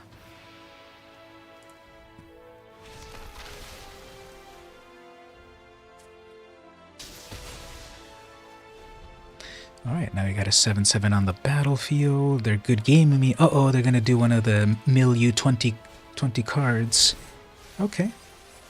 Is that enough to get my whole deck? Okay, fine, that gets my whole deck. Fine, you got it. Well, I guess each player mills 8 cards if the spell was kicked. Instead, each half their library rounded up, and then Bruvac was double what you milled. 3, 4, 5, 6 mana in total. All right. Well, you're gonna play with an annoying deck, then I'm gonna be annoying. I'm gonna rope this fool just because they were annoying. So if you're gonna be annoying with me, I'll be annoying with you. Anyway, as we wait here and our life slowly drains from us, how's everyone doing? Go to Pluto 2207's profile and file a report against them.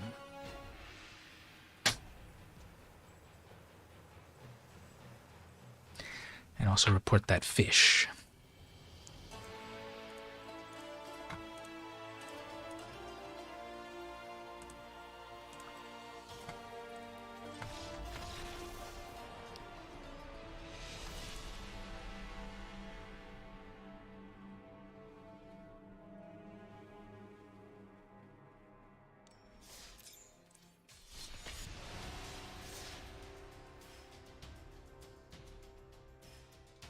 So every time I see that picture there, Choco has a unique avatar. Not sure what we're talking about. Oko or Choco? I don't know, there's like a million people that play on Arena, so I hardly also notice people's names. And the thing, people were complaining that because we all have a name and a unique number, the number then makes, because there could be more than one VM Campos out there, but then the unique number then makes them unique. The user of the game has an avatar that looks like an average person with cards floating around their avatar. Oh, I'll show it to you. Everyone has access to that avatar, actually. Yeah, it should be selectable. I can show you in a moment. You're probably looking at Spike. What's his name? Johnny Player. It might not be. It might have been an avatar you can buy for a limited time or something, but I think I have it. Let's see if the opponent. I'm not gonna concede a game, so I'll show it to you. I think if we're talking about the same one, this is from the set of from the unsets, and I think for a limited time you could buy them. Oh, like the opponent right here. They've got the little human in the dino costume. So there were 4 of them. Yeah, it should be one you can buy. It's from the 4 unsets. There's Timmy, Johnny, Spike,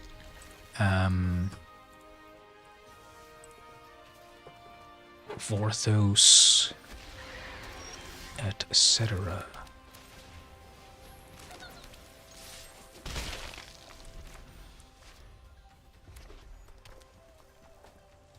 Passing with red mana, that means you're going to torch my commander. That's annoying.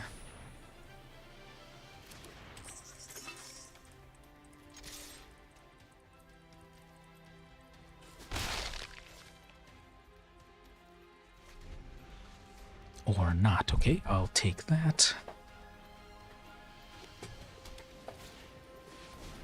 Talisman. They have enough. That's a ward 2, so that's bad.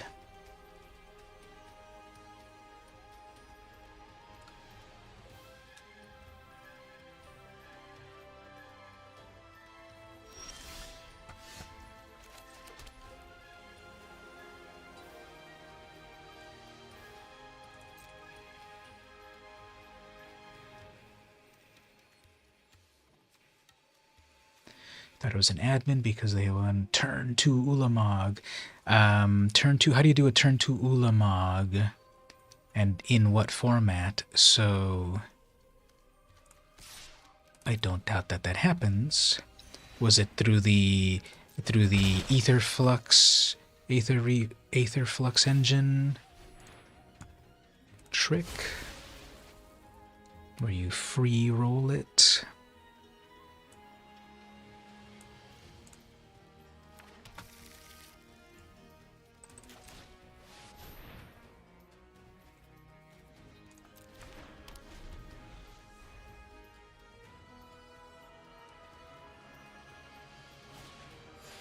Two Highlands on the field. How does that happen then? Was it that one instant that duplicates a thing but does a thing? Might have been a cheater. Alright, so what do I need to do here? I need to get rid of... They're about to cast that. 3, 4, 5... 3, 4, 5... What's the best way? Well, guess I'll just set up.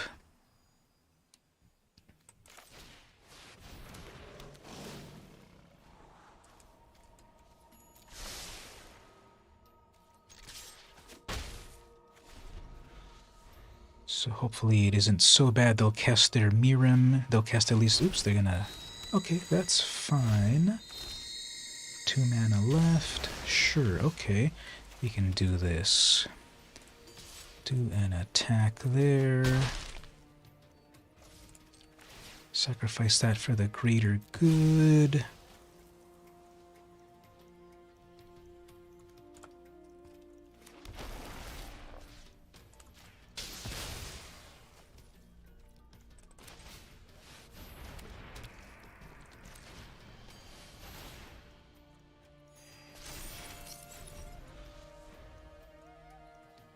Alright, so they're definitely trying to get lots of mana out so they can get a big dragon. It's probably going to be that one dragon that I hate.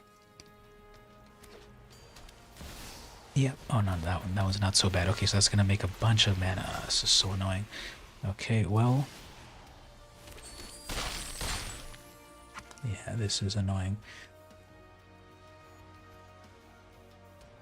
They're going to destroy an artifact or two, so I don't think we have a way around this. They have way too much value. Opportunistic dragon's going to steal something of mine.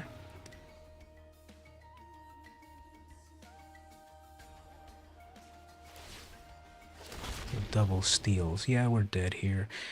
I guess what I could possibly do is, well, first of all, we'll exile that.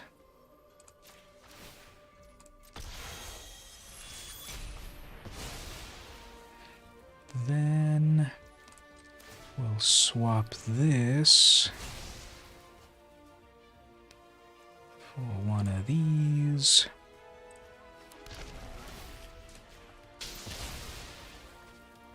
Get back my reservoir. They still have a lot of mana to just resummon Miriam, however, so we're still in big trouble. Yeah, I don't think we're gonna win this.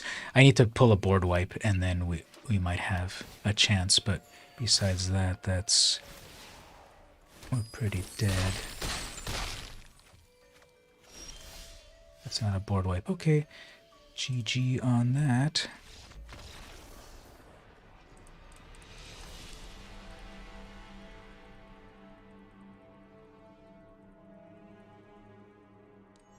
They had way too much advantage. Lots of free mana, and the ward and everything.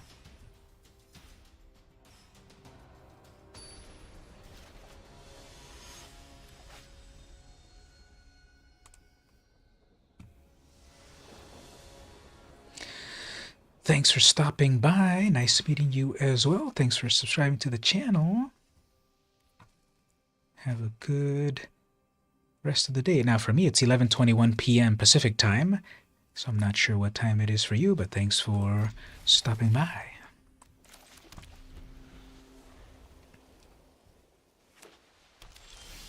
So it always looks like that plains there is a mountain because it's way too red to be a plains.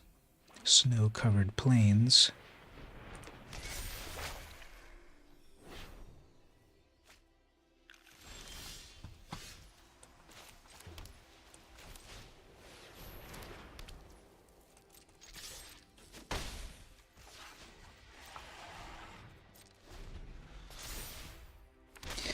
Three, four, five. If I get one more mana, I can cast the Gilded Lotus and then do some shenanigans. But no, of course I wouldn't get that.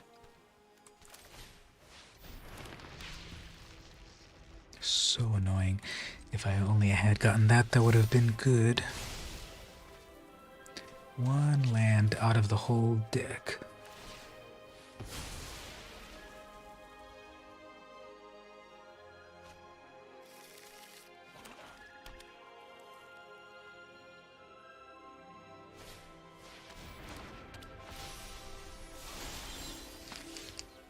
Still missing lands, okay.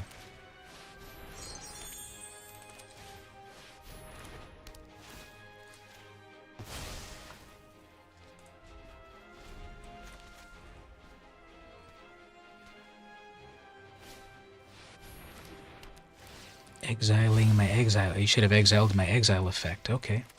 No problem.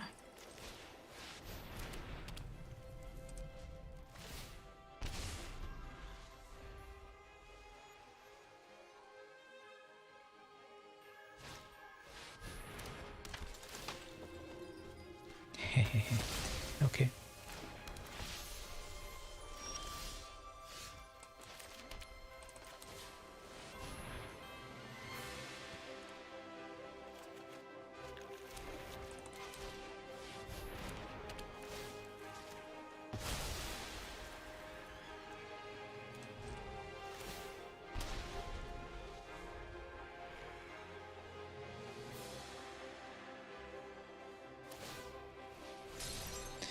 Alright, so they're looking for basic things.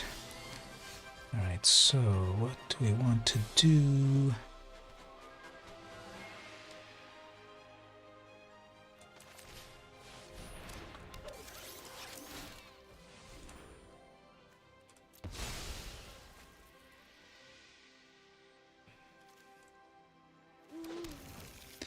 Little cost reduction, another cost reduction.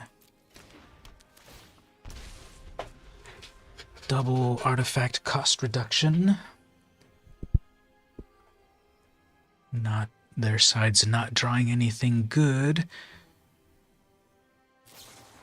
Removal there, no problem.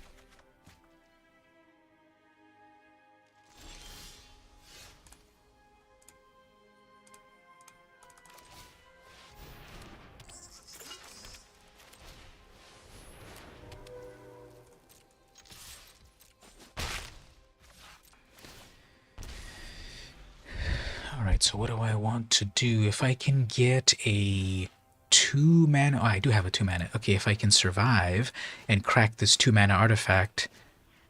Actually, that's too much setup. Yeah, it's too much setup. I can crack that to go get Mirror Box, which will let me have multiple legendaries.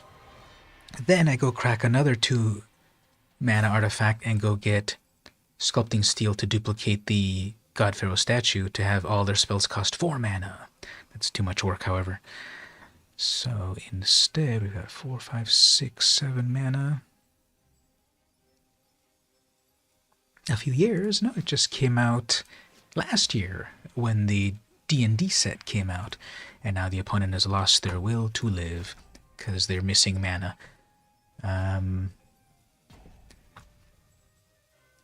So in any event, what should we do here? Well, I can go 5 mana. You should probably sacrifice your land. That's what you want to do. Sacrifice your wall into this Awakener. Yeah, it's relatively recent. It came out last year, so it's worth like 10 cents. Well, actually, I haven't looked it up recently, but I don't think it's expensive at all.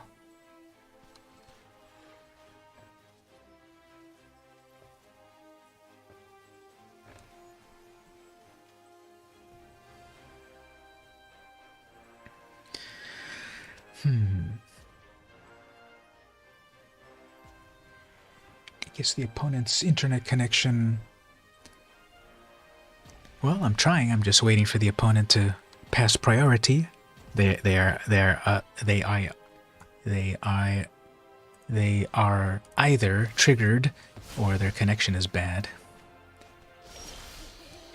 Okay, that's bad. Let's get back our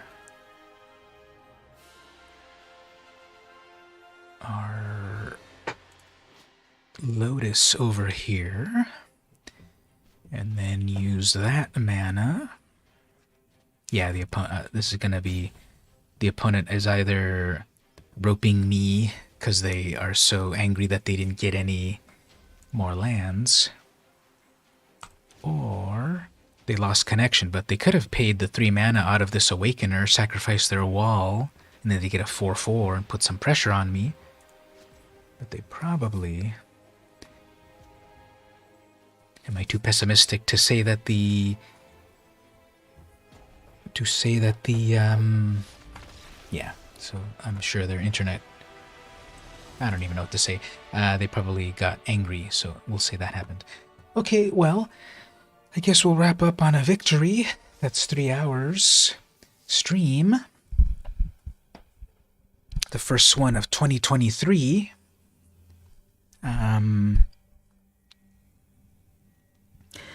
We'll keep it going. Be back next time. Be on the lookout for some videos and the like.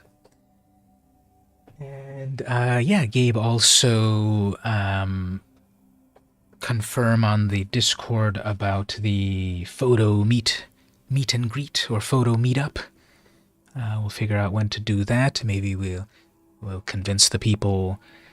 You know what? Let's do that right now, actually. Switch over to the web browser over here. And I was starting to put the topic there about...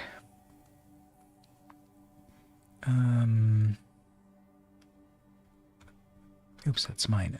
We go over here. We'll bring it up again. So a few people had said, oops, I didn't mean cure and deadly, I meant cute and deadly. A few people had said that they would be interested in this photo thing, so who answered? Okay, so Stevie said, Sylvana said yes. You haven't met Sylvana yet, you haven't visited us in the games in person recently, Gabe, but we have a new player, Sylvana. They got a mono green deck that's fun. So then Mason seems to say he's interested. You said yes. Catherine was previously saying yes, but now she's saying she could try. Geo is not asking anything good. Michael is saying he might do it, so I'm going to do this. Today's the 14th. A week from today, on the 21st, maybe I'll just start to put out a note for people.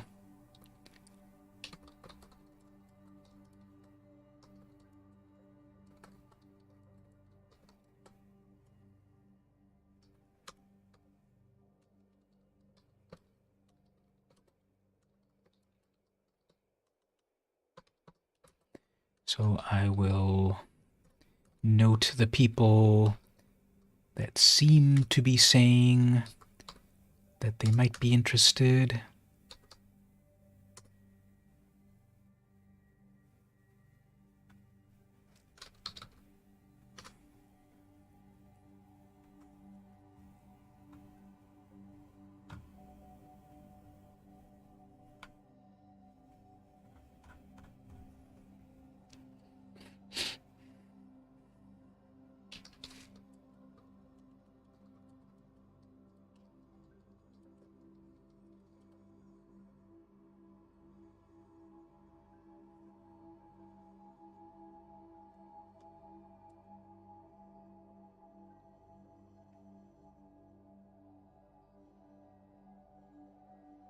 So you get out by 12 or early afternoon. Yeah, that's usually the time when we've been doing the magic stuff. It's been at 1 or 2 on Thursday or Friday.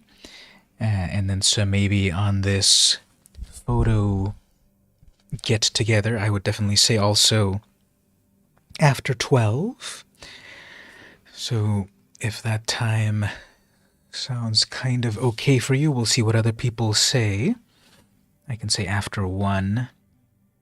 So the big idea with all of this, again, it's very vague at the moment, but I'm putting it out so that people can start to plan, which is just that we all meet up somewhere at the beach or the mall or a park or somewhere, and then just bring our cameras and take photos and share photo tips and, I don't know, just try photography. And yeah, I could do IB, sure. There's definitely the boardwalk, because there's the water, the pier, the stores. Maybe that's enough. Or maybe we walk up and down Palm Avenue or something if we meet at different places. But this is the thing. So when I put this out, be sure to reply, because this is what I was saying earlier, that when people just start kind of saying, yeah, good idea, that doesn't help. People need to reply to everyone, be on the same page and get stuff done. So make sure you do reply and give an opinion on it. But we'll see here. Maybe meet up in Imperial Beach. And bring our cameras.